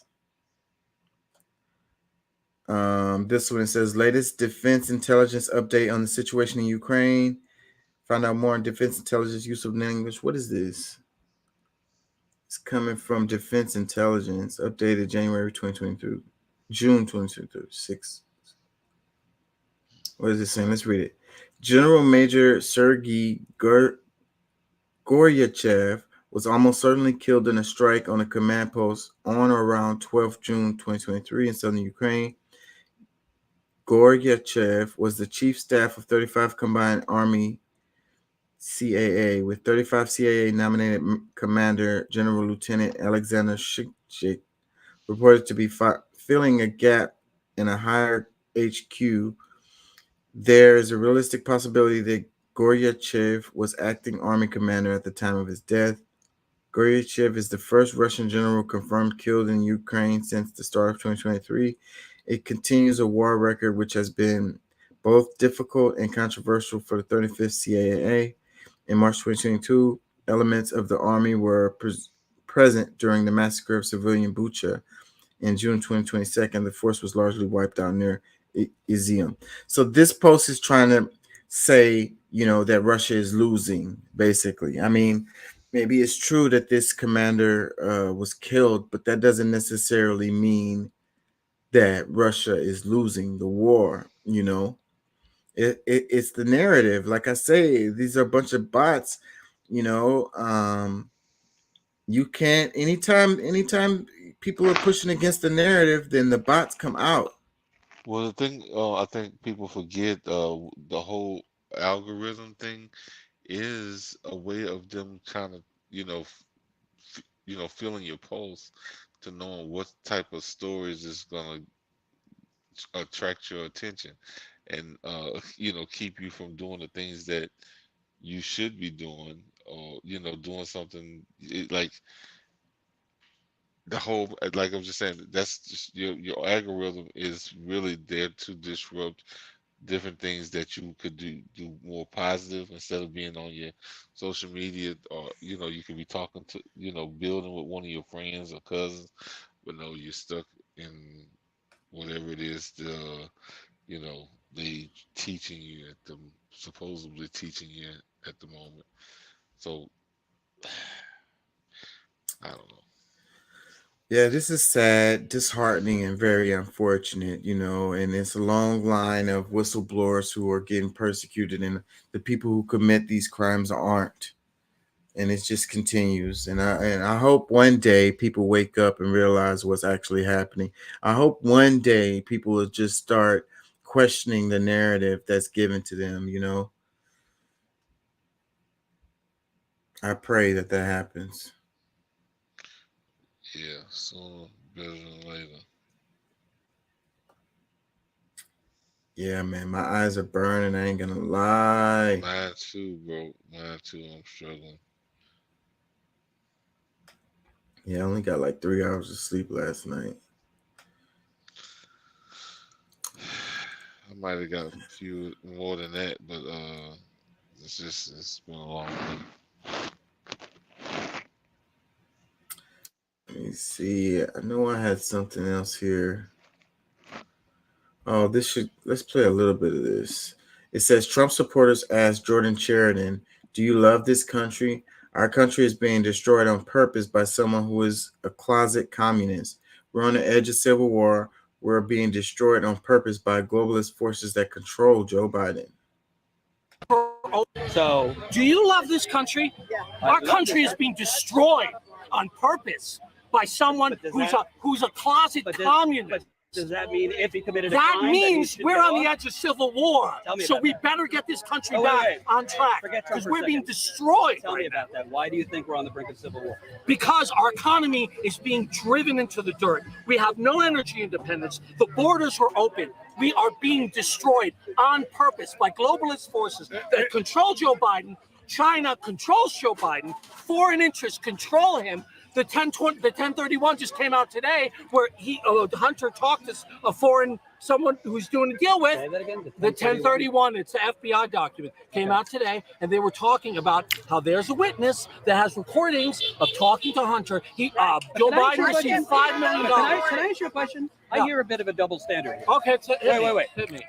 So you just believe, and by the way, I think Hunter Biden should. Did I read one it second, myself? One second. I think Hunter Biden should be indicted. So we Okay. agree. I think Hillary should have been indicted. So we agree. now we talk. Now, you just believe what you're saying. Yeah. Something came out today. I know what you're talking about. Okay. They haven't provided the evidence yet. Yeah. You just believe that, but when And it's you're- flipped, okay. when it's flipped Okay, around fine. and there's an indictment that comes. Okay, Wait. so I'm supposed to get Let the me finish. FBI document Let me in my finish. hands. No. I'm just I'm supposed asking. to read it Let me myself. finish. Let me finish.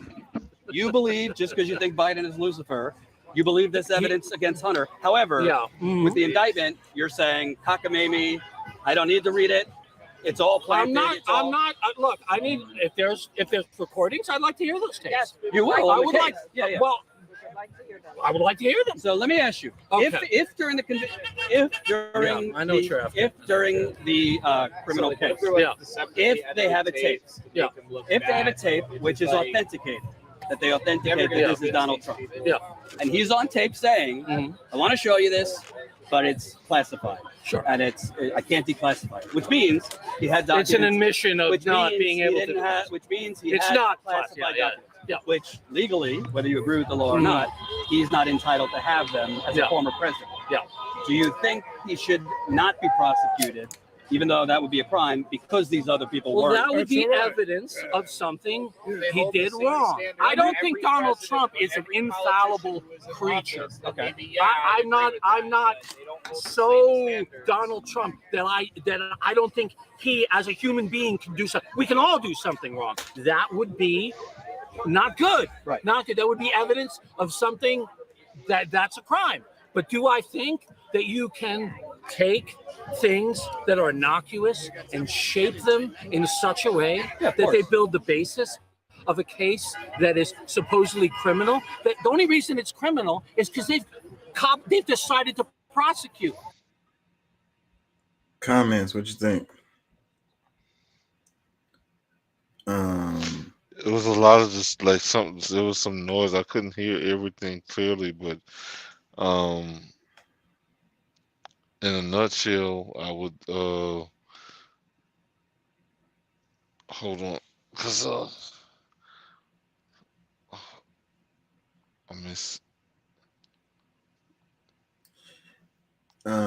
Basically it's like, Jordan Sheridan is asking him these questions, and he's kind of trying to show that how people have a double standard related to Trump, where they want to defend him no matter what. And, the same exact thing flipped, they have a problem with it. So it's like, as long as you're saying like it's the Democrat who did something wrong or whatever, you talk about Joe Biden or you talk about Hunter Biden or whatever, and you say that they did some things wrong and they should be held accountable, they're like, okay, yeah, cool, I'm with that. But then when you say, wait, so Trump did something wrong, so he should be held accountable too, then people are like, no, we need to make excuses for him or whatever. Well, see, but that's I think that's a problem, because the narrative has been brought up that he's done something wrong when he hasn't. So like you have to really look at the facts and not just listening to what people tell you.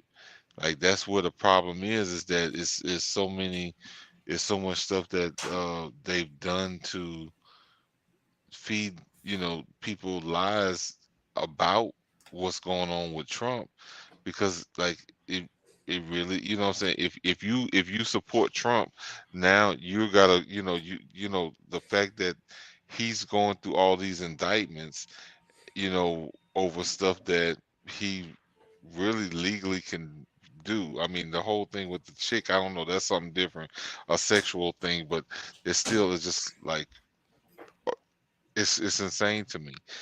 But there's proof of one person who's not being indicted, and oh well, some people say it can't be, that can't happen to a sitting president, but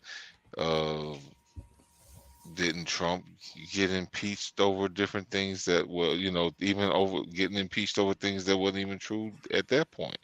The whole Russian collusion and this, like, all these things is that, like, and a lot of times people play along with it because it's like, okay, all right, well, we'll just say, if Trump is guilty, because like they haven't proven anything out of all of these things ever since he's gotten in office. They've been suing him. They've been, impeaching him or now like indicting him, and there's still never anything.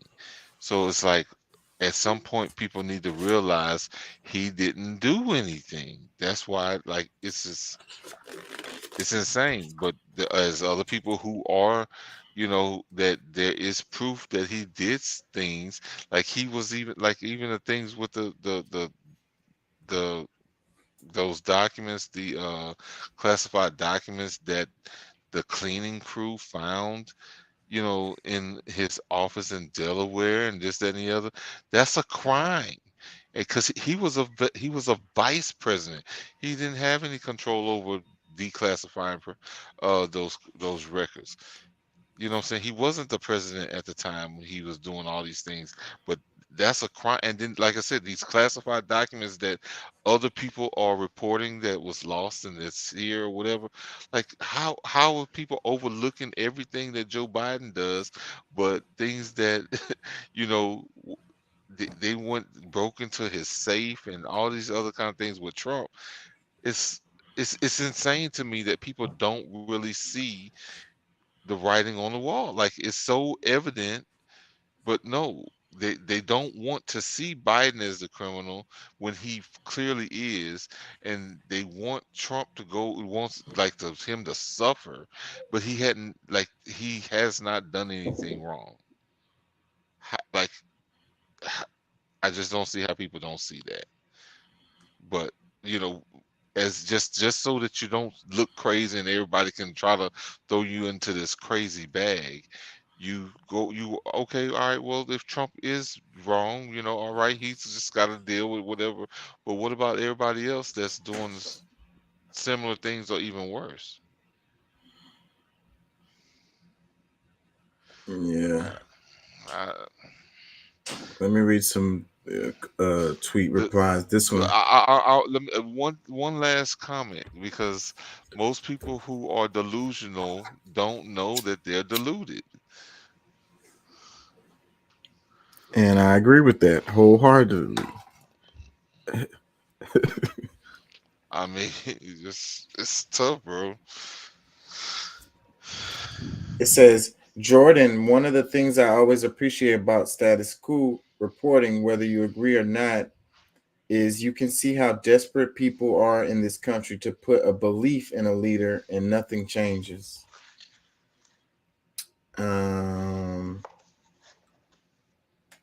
Let's read some more. It says, these are conversations that we need to be having. The divisions across party lines is reducing politics into my side good, your side bad. It says, great job on breaking through that. Another comment, it says, I'm talking louder than you, therefore I'm right. Another comment, it says, I love Status Quo and the work they do. Jordan is great doing this on the ground. Reporting is so important. Thank you so much, Status Quo. I think you guys do some of the best reporting, period. Closet communist. It says, and by the 1031 FBI document that came out today, he means the FD 1023 that came out and was dismissed for lack of substantiation in 2020. let's see. Look, this one right here says the only reason it's criminal is because they decided to prosecute. So that was a comment that the guy made. Said the only reason it's criminal is because they decided to prosecute. Like that is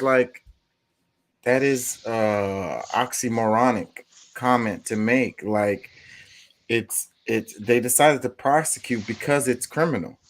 You know what I mean? It's a crime that was broken. That's the reason why they decided to prosecute. You know. But that's but the way he's saying it is like, okay, the way that they're handling, especially the way they've been handling Trump, is like, okay, there's really no evidence, but because they decided to you know, push the issue on whatever it is he's doing, now it's criminal because they wanted to, you know, indict him and this, that, and the other. Otherwise, there was no evidence to do it, but because they decided to do it, now he's criminal. Like it's insane. Like, I mean, you know, when you really get to the reason why they're prosecuting him is because they have evidence to prosecute him. They have evidence that he committed a crime. No, they don't. It's gonna be another case of just like every other thing that they've indicted him on or impeached him about. There is nothing. It's gonna be another case of the very same thing. And like the whole idea that like he was a president that declassified those things, and like you really like the Presidential Records Act, like they don't even want to talk about that part because it would be no case other than the fact that they're just trying to throw things up in the air, really just to kind of, I guess, make people, you know, they want people to believe that he's so bad, but there's no proof. Like if people just read, like try to understand instead of just listening to what these people are saying, like the records that he had, files that he had, like there's people like everybody does it. Like there's and then there's a case that goes back to the Clintons, you know, to Bill Clinton when he was in office, and somebody said something like they just like, you know, it was some neglect, but it was, you know, whatever. There's no reason to really. There's nothing here, you know, whatever. It's the exact same thing, but it's not Clinton or Biden or whatever. It's Trump. So, like, there is not anything that like there is it's smoke and mirrors. There's nothing there. Let me read this comment. It says, if you steal some candy at the corner store, the action is criminal, even if you are never caught or prosecuted.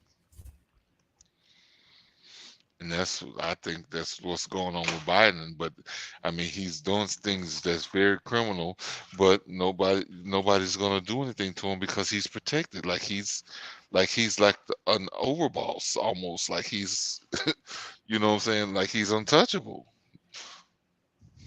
And maybe there's so many people that's complicit with some of the things that he's done to where they, you know, they're gonna protect him because it would imply themselves.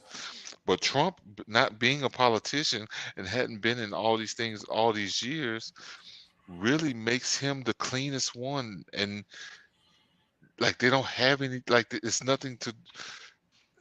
If he did anything dirty, it was within a business deal or something that was, you know, you can't really just say it's criminal. It was like commercial crap, you know, stuff. So people really think that he did something wrong just because they said he did something wrong. Just because he's getting indicted for the 5th time or however many times that it's been, like, does not mean that, oh, they finally got him.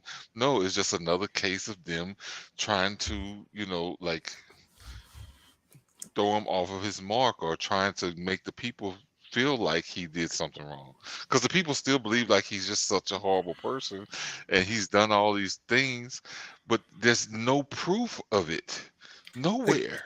They got pictures of him with classified documents stacked up in his bathroom after he left office. Yes, and all the presidents have these files that they keep, after they leave office. These are files that they had when they were the president. But you can't. That's property of the United States. You can't take No, that with you. It doesn't matter if you was that's a not president or that's not. You that's can't take not that true. out. That's not It's true. classified information. It's not true, and he can declassify, and he did declassify any of those things that he want. Like he had the same. They have the same powers when they're president, like at their own discretion. So how can they say that he did not choose to declassify these things that he had? Like, oh my goodness, I don't see how people just like they're not seeing it, bro. Like I don't see how you're not seeing it because it's like we read we read it in the last week of the law behind declassifying the information, and it said it very clearly. It was totally up to the president to do. So him taking these things home with him, and like, because I mean, and some of these things are just like these are files that existed during his time in office, and who else is supposed to get these files? No, Where's it supposed to go? Like, it's supposed to stay stored and locked and protected. But it's not. They're saying is classified, but he was the president. He declassified them. What's so hard to understand that they're not classified files anymore because he declassified them. Because he did it. But he did. Bro, it's smoke and mirrors. There's nothing there again.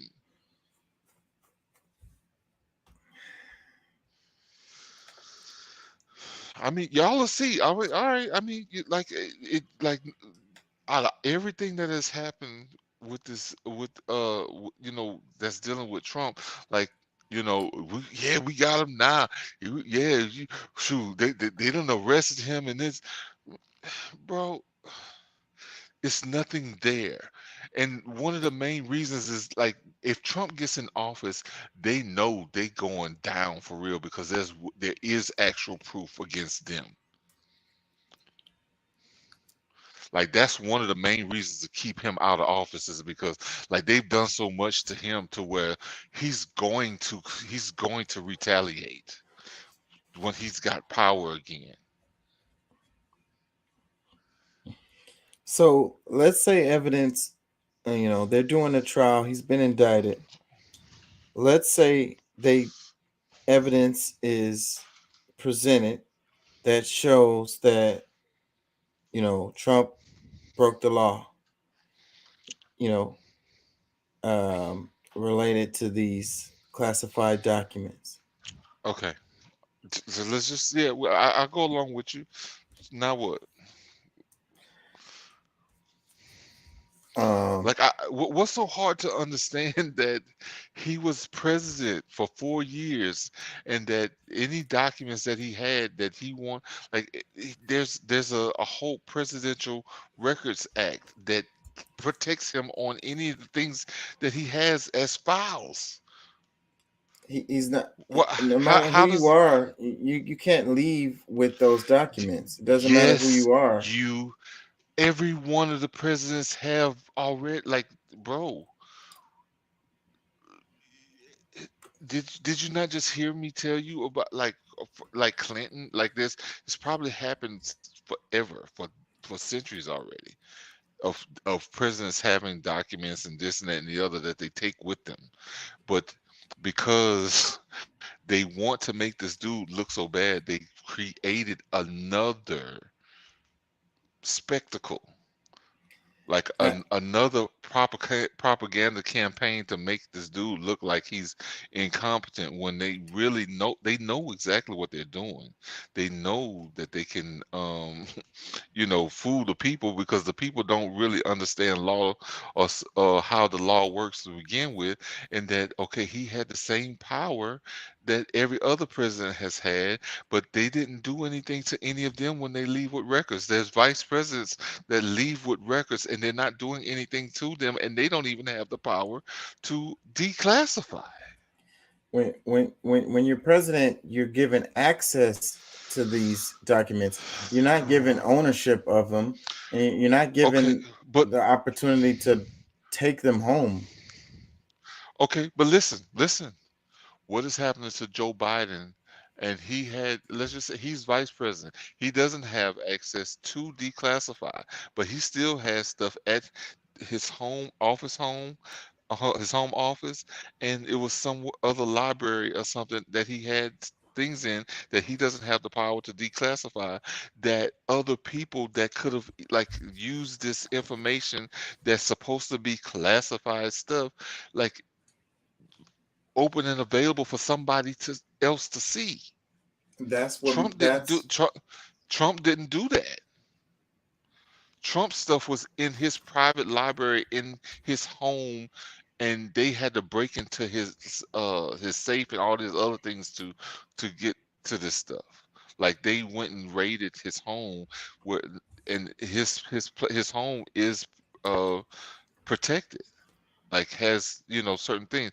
These things that Biden had was not protected. The cleaning staff found classified documents. It's not registering to you, is it? Because you don't see Biden as a criminal, but he's the one who's done wrong. He was a vice president. He didn't have the same powers that Trump had. What, like, how is this getting, like, how are people ignoring that? Like, how do you not understand? Well, they indicted Trump. They Yes, haven't exactly. indicted Biden. But that's the only thing you can go by. You're not going by the whole idea of the motions, the actions that people are actually taking. You don't see that somebody's actions are getting ignored and other people are escalating things that don't have any reason to be escalated. Like you can't fathom that at all.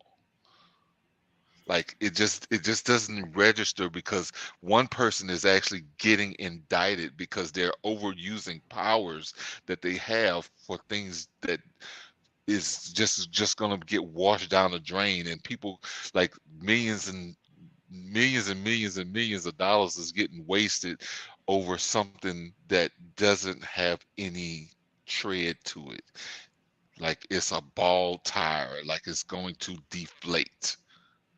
All of it, because he held the power to do, like, bro, like as much as they've been going after him, why would Trump be foolish? Like y'all think like this dude is just stupid, and y'all don't it's like y'all don't realize that Biden is so diabolical and has done so many things that he will indict or have pushed people, or have these people to push to get him um indicted on something that's foolish, something that's just going to waste time and make people believe, oh, he's just a criminal, like he's done something, but they never have any proof.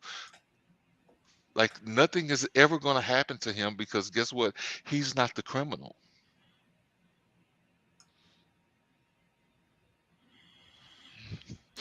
I mean, that's fine. I mean, like it's by choice that people are not wanting to see it, but and then they're gonna make excuses for why they couldn't do something. No, the excuse is that he didn't do anything to begin with.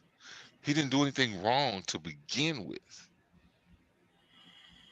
Like it's all smoke and mirrors, and that's what, like that. And when I'm telling people like how I say the Democrats because they're the ones like they're feeding into it. Like it's even the ones who hadn't really done anything criminal, like they're being hush hush, and they're too afraid of those that have the power to say anything and do or do anything. Like, bro, there's people who know these laws very well. That's just like, oh yeah, y'all really done pushed the, like y'all really going too far now. But bro, Like, yeah, all right. Look, I don't know what else to tell people because, like, it should be so easy to see, but I think that it's just because what you're seeing on TV, you're not realizing that it's everything that they're doing is criminal. Like, they're not prosecuting the people that should get prosecuted and actually prosecuting people who did nothing wrong. Like, I mean, it's even happening in just regular life. Somebody who was at a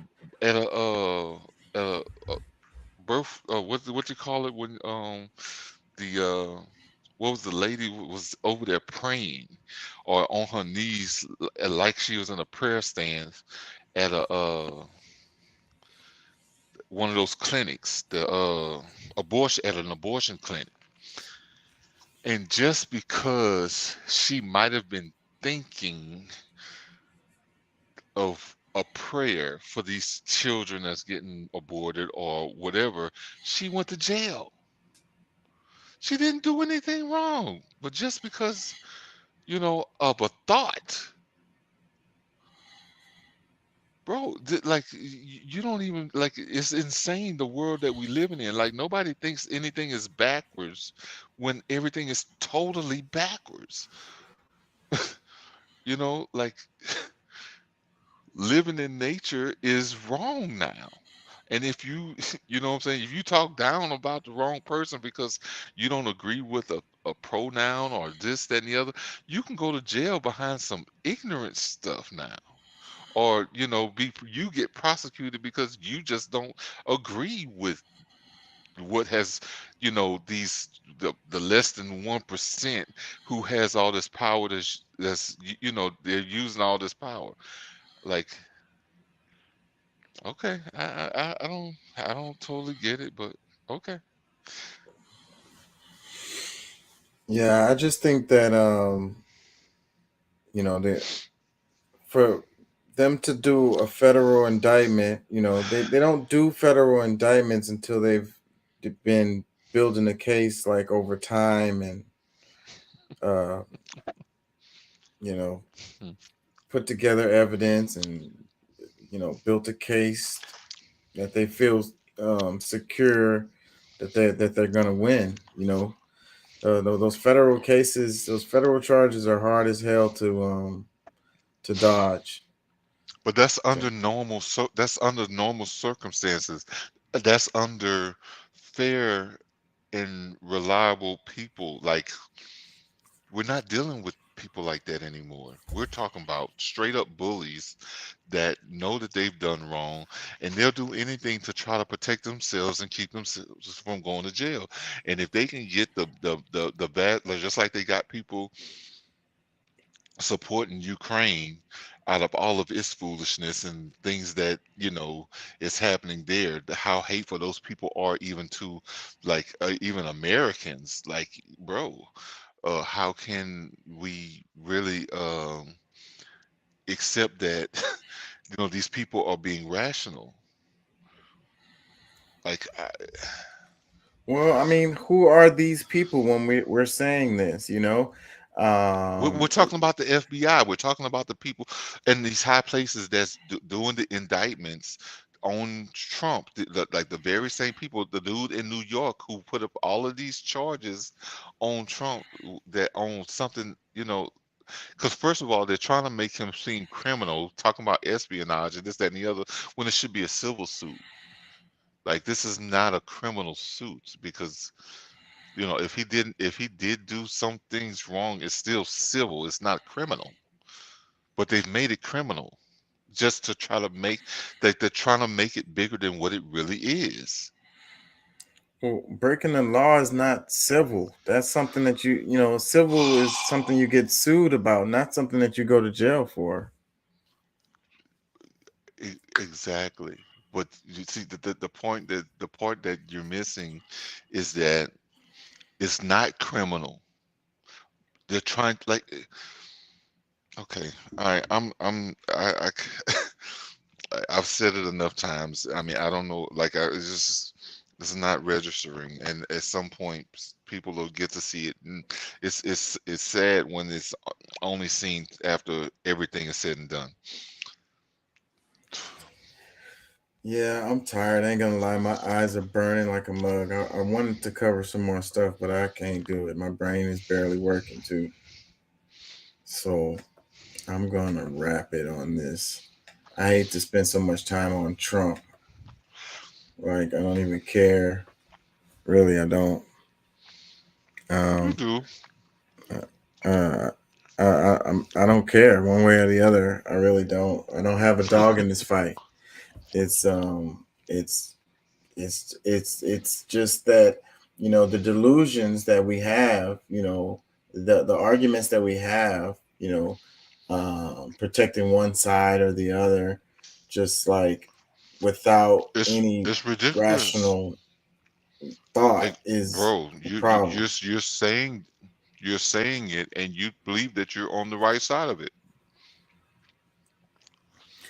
Yeah, I mean, because look at Julian Assange, the same charges that they're doing for Trump, treason or whatever, espionage or whatever, like that's what they're trying to get Julian Espionage, not Assange. treason, but espionage. Yeah.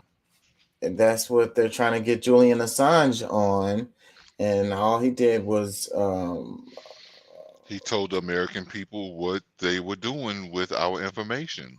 it's basically journalism, and but this guy Trump is, he actually did something that could cause harm to America, related to, if someone was to get their hands on some of this information, they could harm the United States. But Biden didn't do that. Biden didn't do that, did he?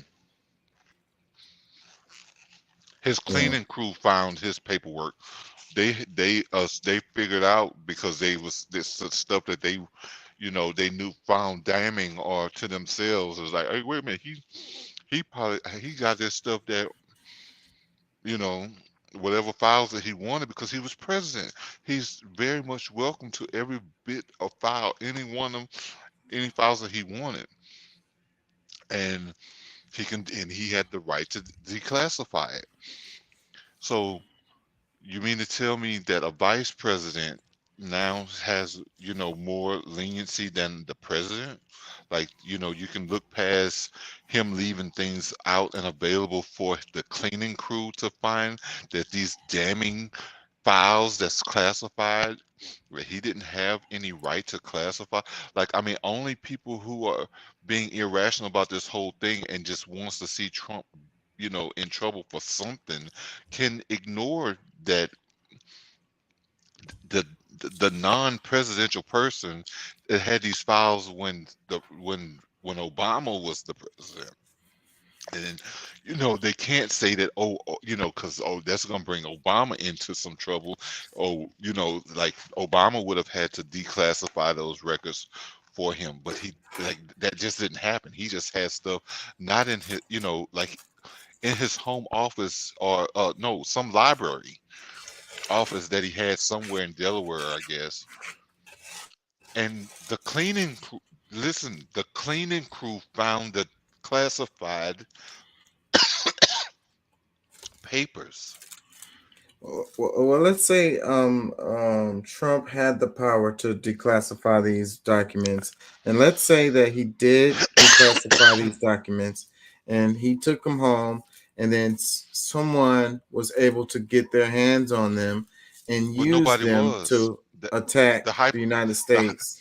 The hypothetical doesn't exist, because not just any and everybody is just allowed to go into where he had, like, the FBI had trouble getting to these documents, like, what I'm saying, like the FBI, and that's where it ended up in their hands first, from Trump's office or whatever.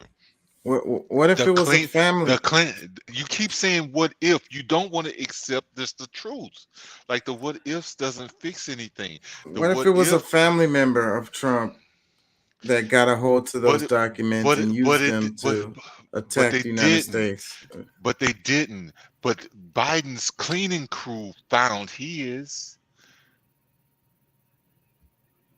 That's not damning. That's not getting into the potentially getting into the wrong hands, because we know for sure the cleaning crew found the paperwork that Biden had.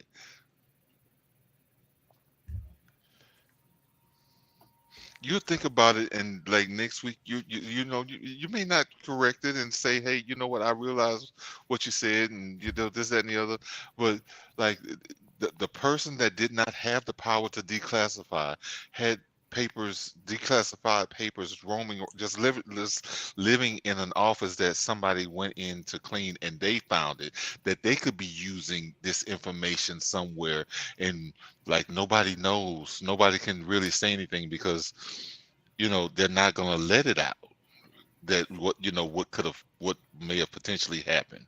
But the cleaning crew found classified paperwork.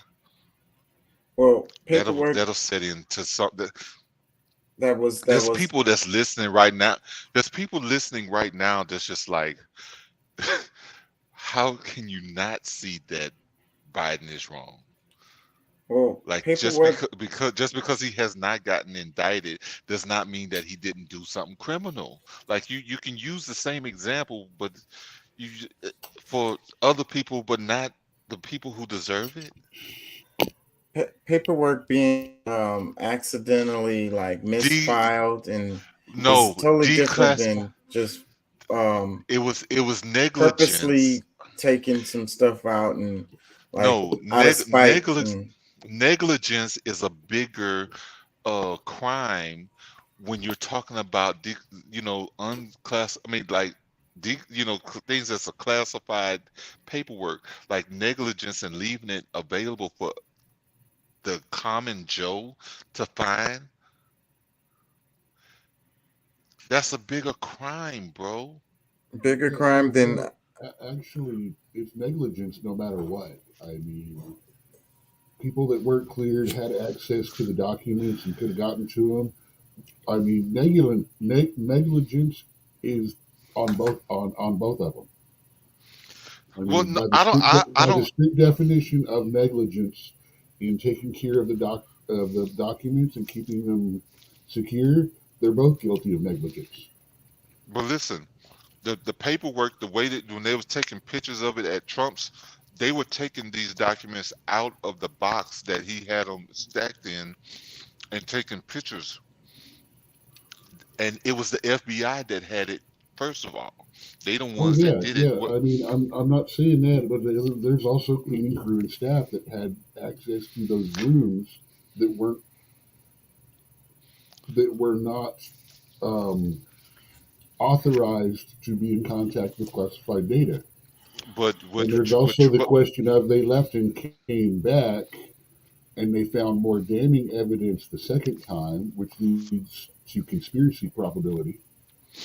Well, at the same time, Trump had the powers to declassify those things and take with him. Biden did not have that authority when he was vice president. Those things. See, that's the part that I'm really trying to make. No, that's the point in all of this. But Trump would have had to have declassified, have put in writing that these are declassified. Him just saying, hey, these aren't classified anymore isn't enough. He actually has to go. He has to actually sign and fill out a form declassifying it. Okay, under the same actions, they had Bill Clinton under the same things that was in his sock drawer. That was the same kind of thing where somebody could have went into that sock drawer and got it. People who cleaning people, whatever, and he was like cleared for in the same type of situation. But the laws are different now. The laws are different because not. No, they are. 45 changed the law because Hillary got off scot-free. There's a different. It's legally wise. There is a difference between now and then. and they're Well, going to the try to difference. shoehorn Biden into grandfather because when he did it, it wasn't illegal. He Well, just no, but got see, caught afterwards. no, the That's how he's problem. going to get by on it. Well, no, but they because of the case law that happened with Bill Clinton, made it now that because he was cleared of it, the same thing happens with Trump. He's cleared of it too. Like that's where the change of the law really is happening. Is that they cleared Well, no, the other Bill. case doesn't apply anymore. Now, see, that's going to be the appeal that they're going to use as they go up. Precedent has already been set, but the jurisdiction is under the new law, not the old law. So they can fight it, but they're going to have to fight whether or not Trump's own law was actually legal at that point. Trump's own law. Why wouldn't I don't. When he changed the law, if they use the old precedent, they're going to have to say that Trump couldn't have changed the law because they're using the old precedent. Okay. Well, I'm gonna just say this. I think it's ridiculous for people, anybody on this planet, to think that Biden hadn't done anything wrong. Because all right, if Trump is getting indicted for him being a president and having the power, he's absolutely guilty of negligence with those documents, beyond the shadow of a doubt. yeah. But Chaka's rationale is that, well, he's not getting indicted, so he must not have done anything wrong. That's the rationale that I've been fighting for the last half hour. Oh no, he absolutely mishandled top secret documents. I mean, there's no doubt about that. I mean, if you remember, I actually read that part of the law on the show last weekend, like a month ago. No, last when weekend. It was when they were talking about indicting him. Was when I read about what defines negligence in handling, and that proved that flat out that both of them were wrong because unauthorized people had access to those documents. Therefore, by the law, they were negligent in their handling of them. I mean, it can't be argued either way.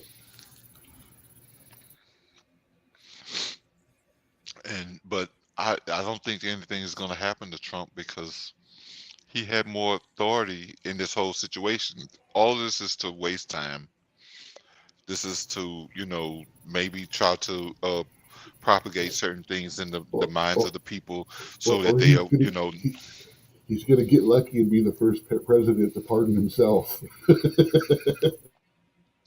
Well, but the thing about it is he doesn't really need to be pardoned because, really, he didn't do anything wrong, especially based on the same actions that other presidents have made over and over and over again. They've been talking about it. Maybe y'all not watching the different media outlet sides that will give more of a fair. What was the girl's name? The little cute black chick and this white dude.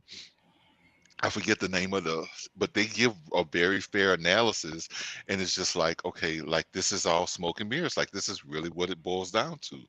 It's just, but okay, let's see if he really does something wrong, then maybe we should be getting pull the guillotine out, off with his head, he really a criminal. Let's really do something about it.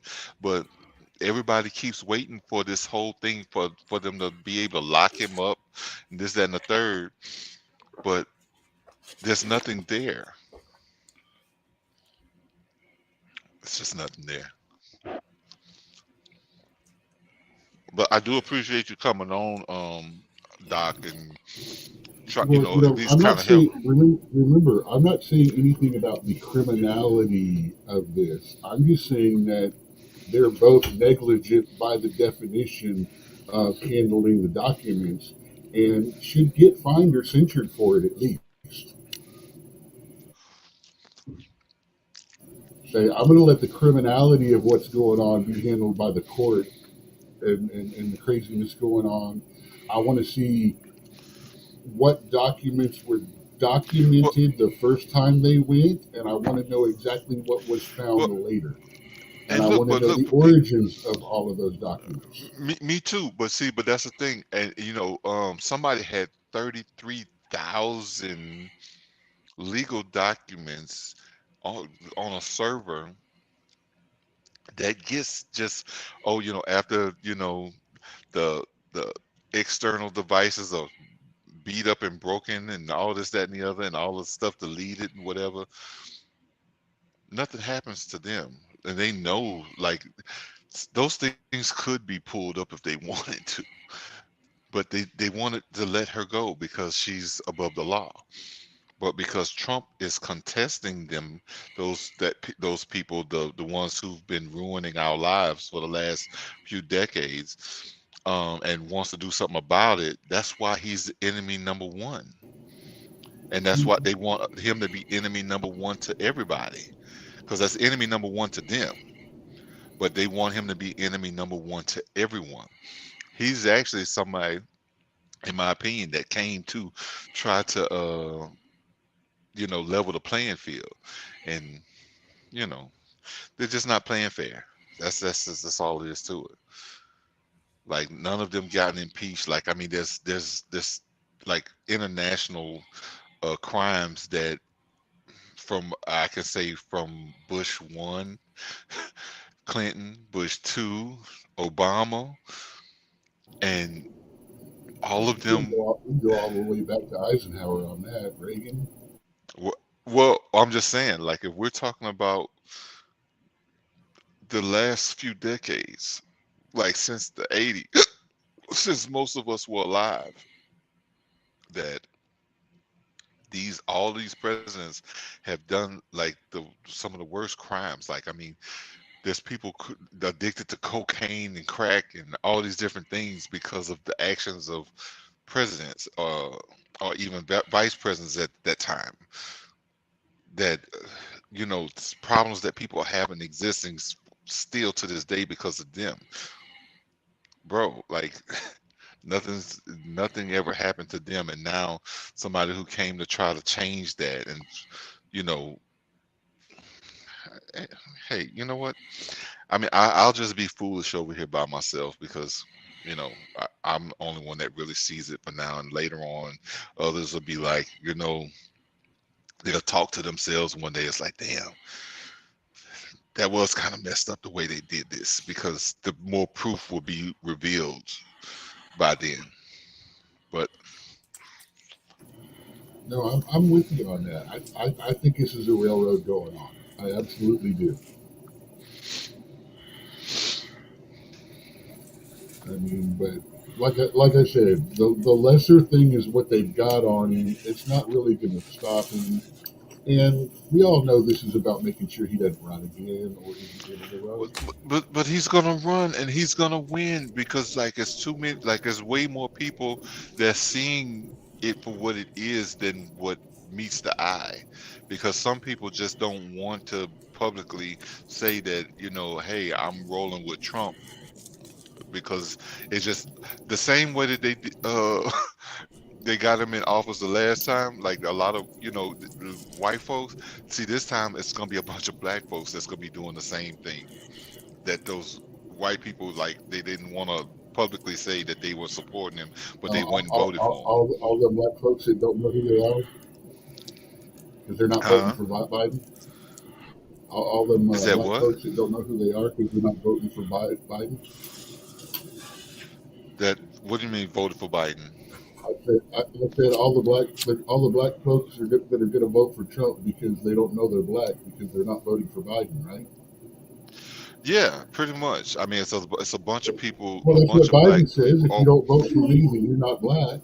I know what you. Yeah, I got it after the third time you said it. So I'm like, yes, exactly. There's a bunch of.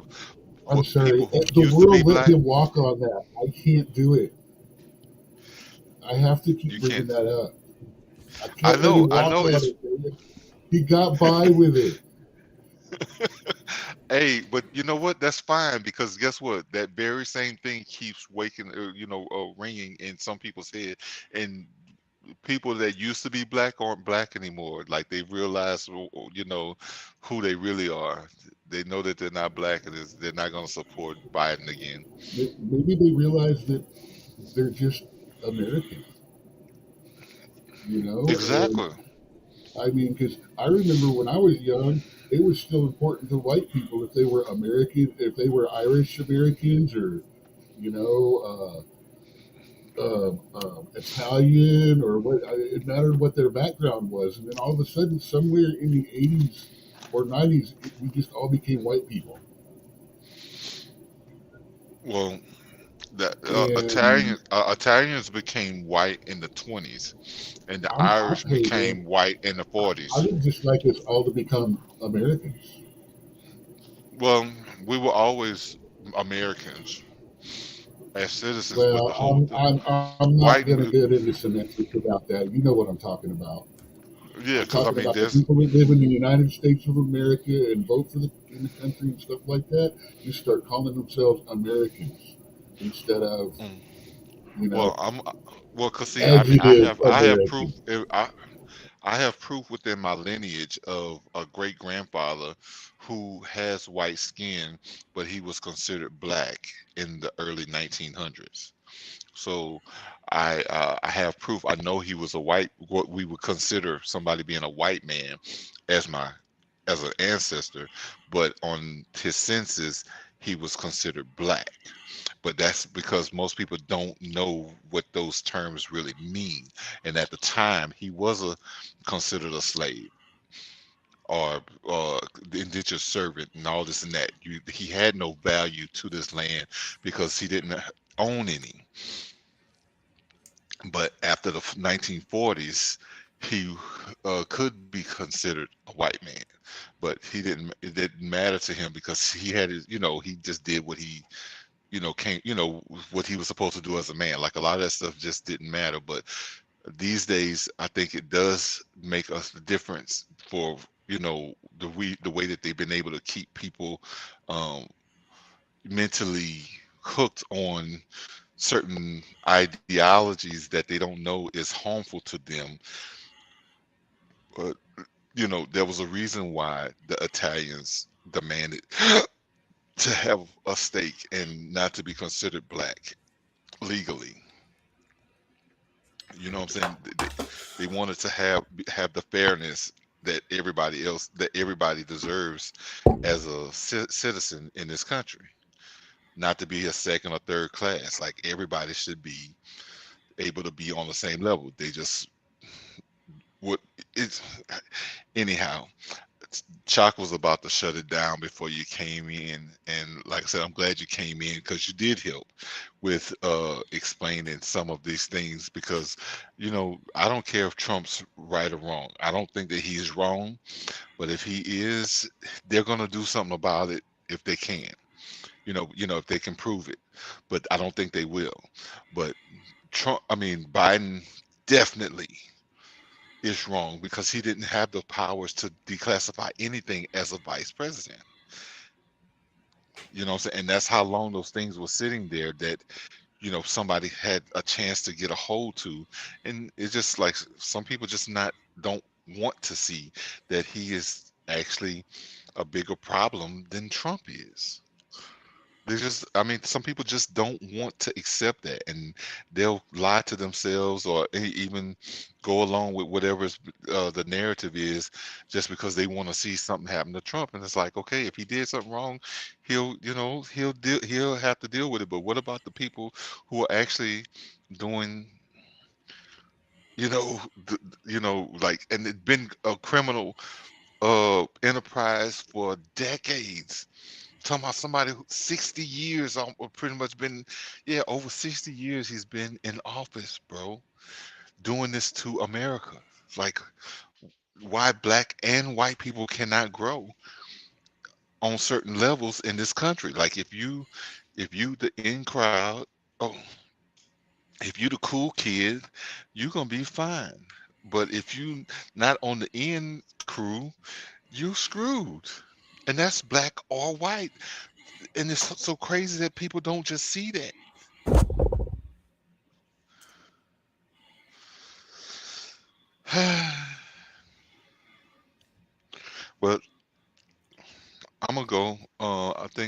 sound like Chaka might be gone.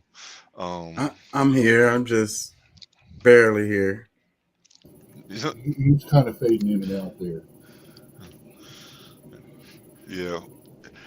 Well, Yeah, I didn't get much once sleep. again, I'm out of there.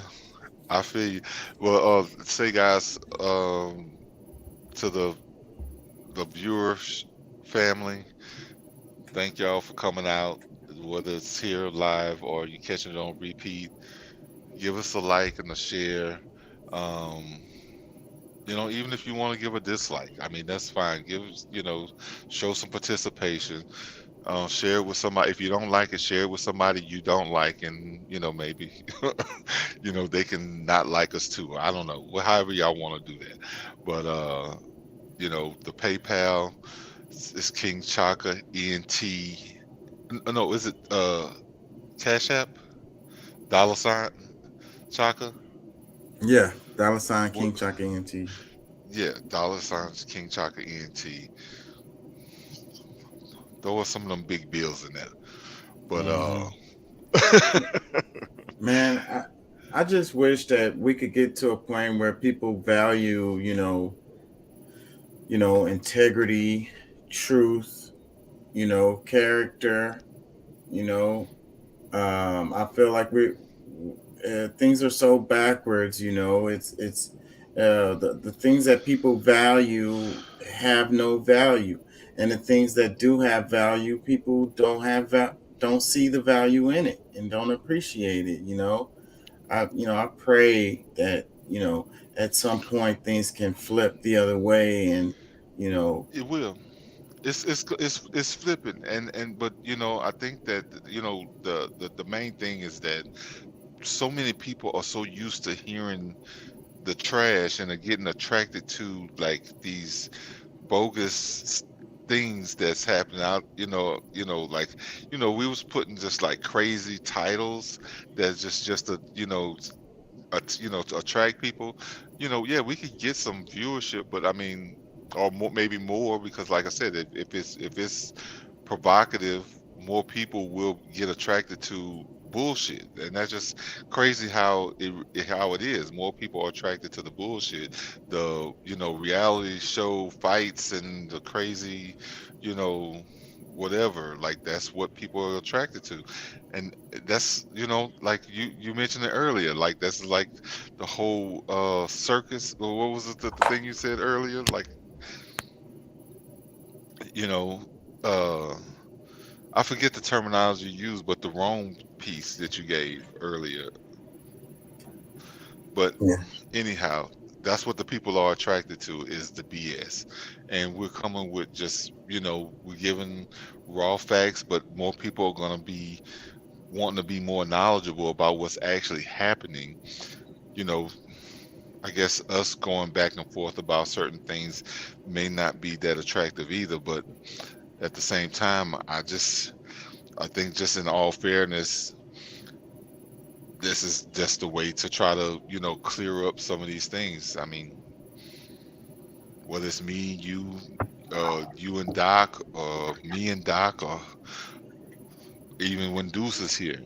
Like, I mean, these conflicts I think are good to some extent, but I think overall we need to truly be able, like really trying to be fair about the information that we have and and what we're sharing, and not trying to give anybody else, just because we like one side more than the other, that we're not being fair about that information, or being honest about the information.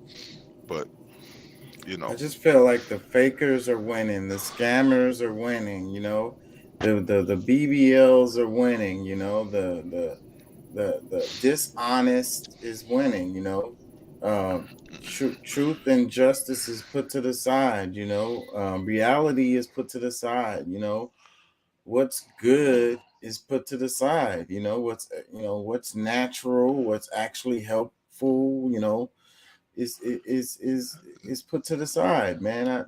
I'm really disappointed in us as humans, right now.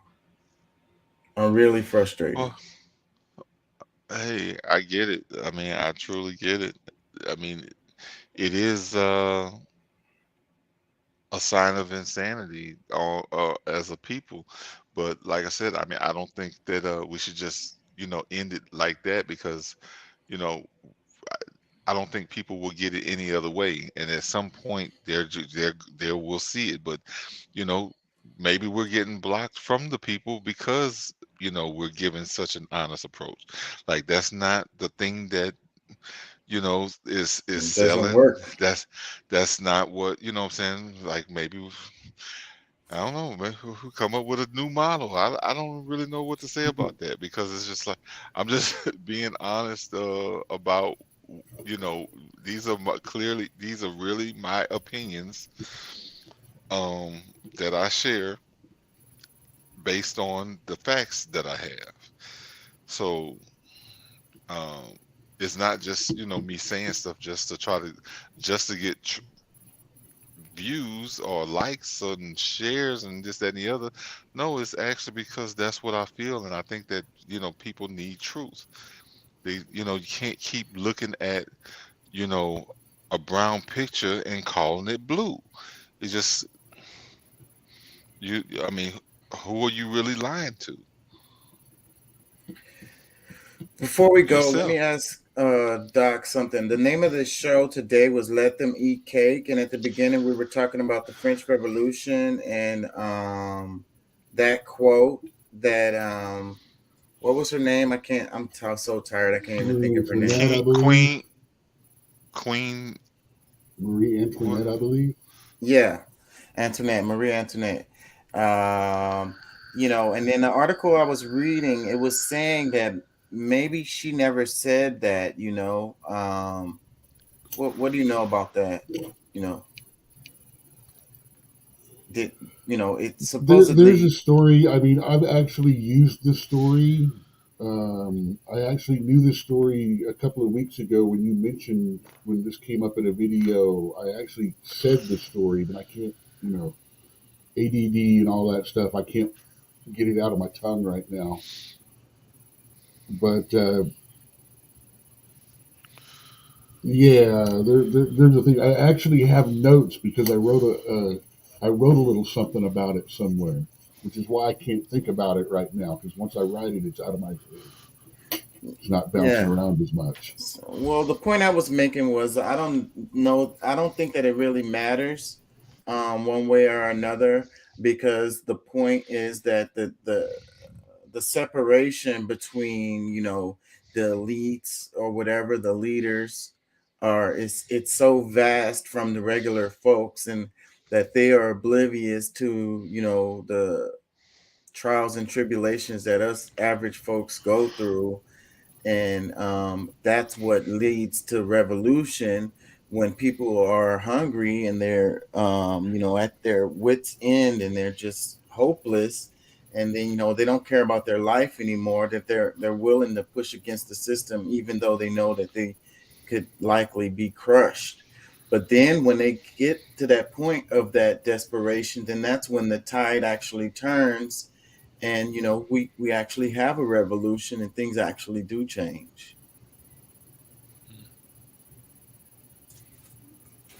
Well, because those words supposedly is what led to the French Revolution, which sparked off a whole different, it wasn't just France that this impacted, it kind of spread across the West.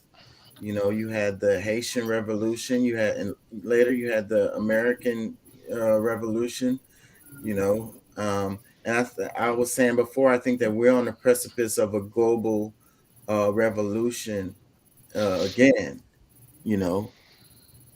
because we're back at that point again. Things have come back around.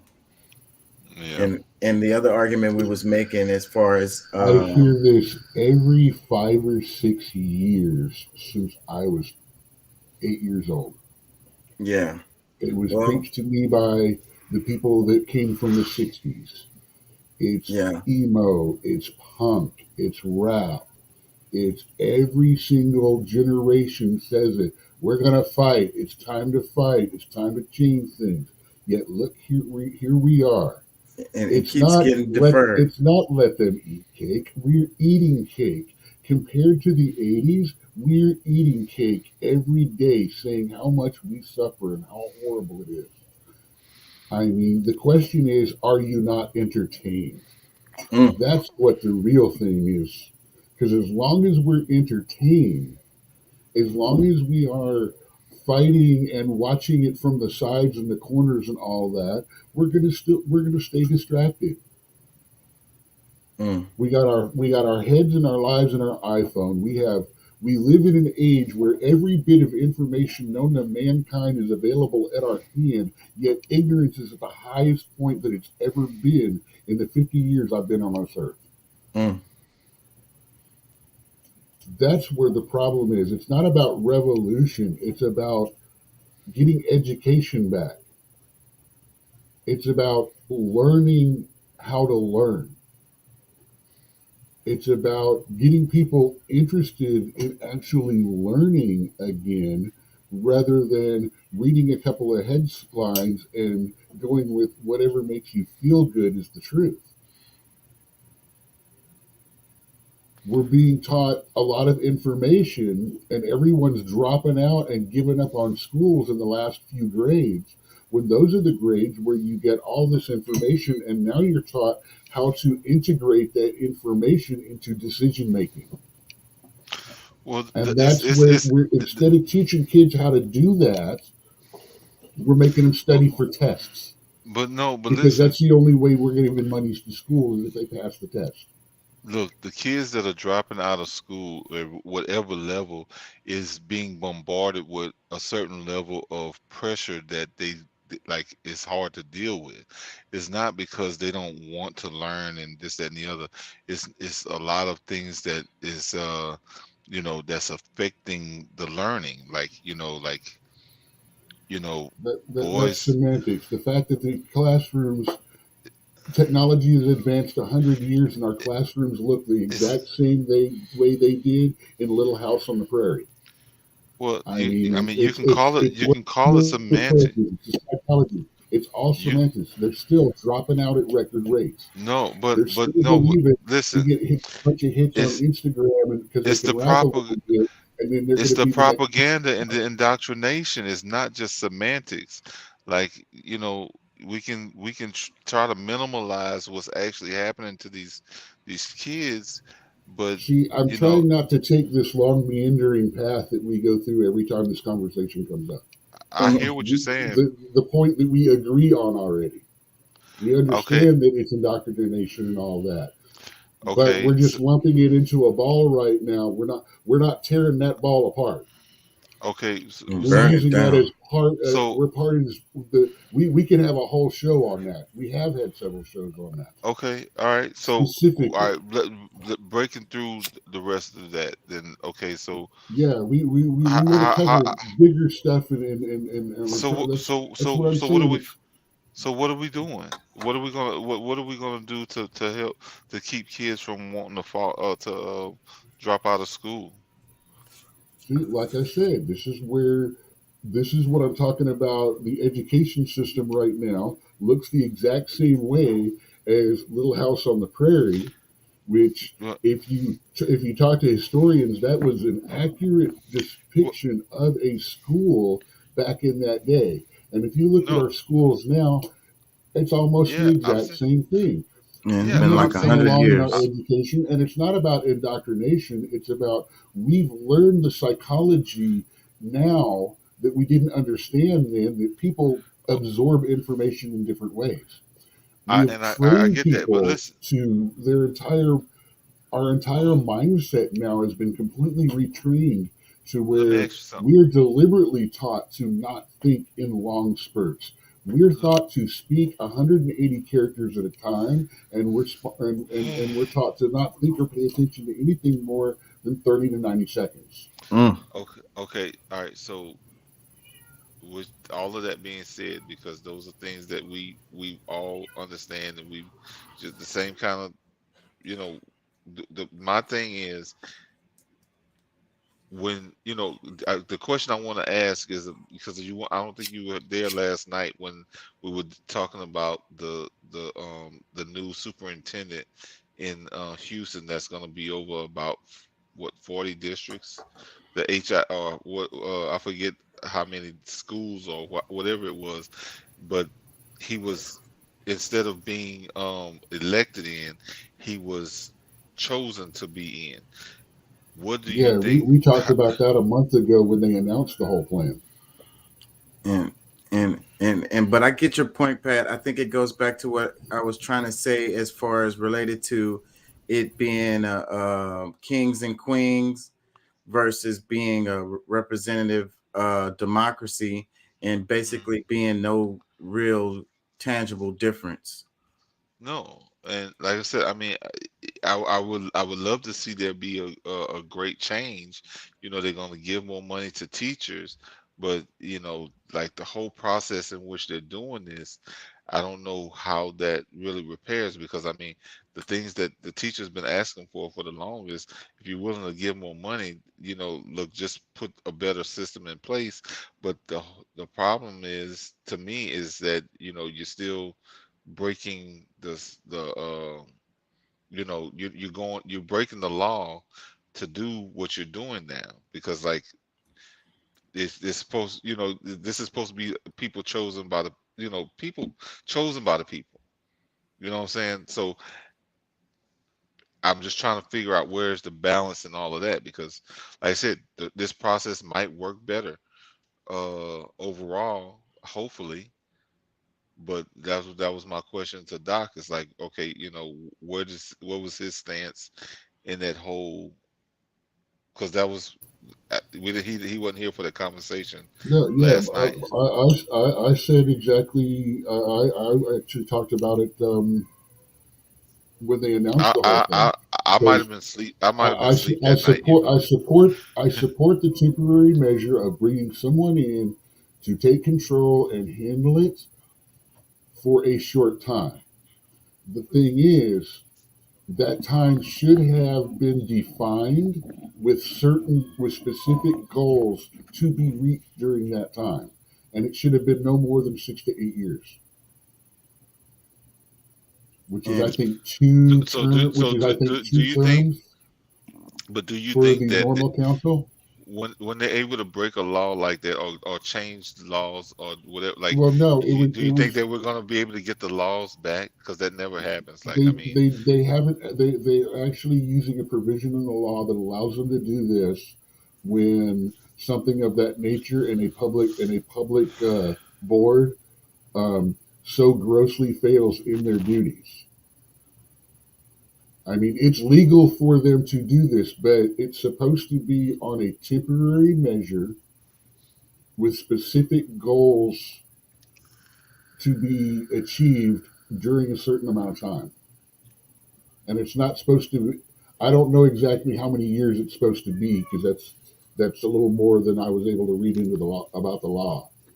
Yeah, they were allowed to do it, but I'm not really. Exactly. That's what I'm saying. I'm not really comfortable with it fully, because like I said, I'm hoping for the best outcome.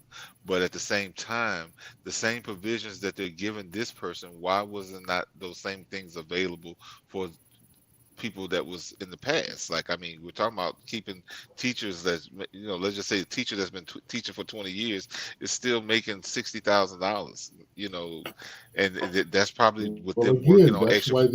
That's why this guy has been brought in, because none of the school board, none of the people that are in charge of that can answer that question, and they're supposed to be able to. And, they mishandled this money. They've mishandled the curriculum. They've mistreated the teachers. They've let the buildings wear down. I mean, that's why the city couldn't cover for him anymore. And that's why they said, no, we're bringing someone in. We're going to straighten this mess out, and then we're going to get a board elected again. At some point. That's the thing. I haven't heard anything when people about forget how long this when new project people is forget supposed to last. what the process was before.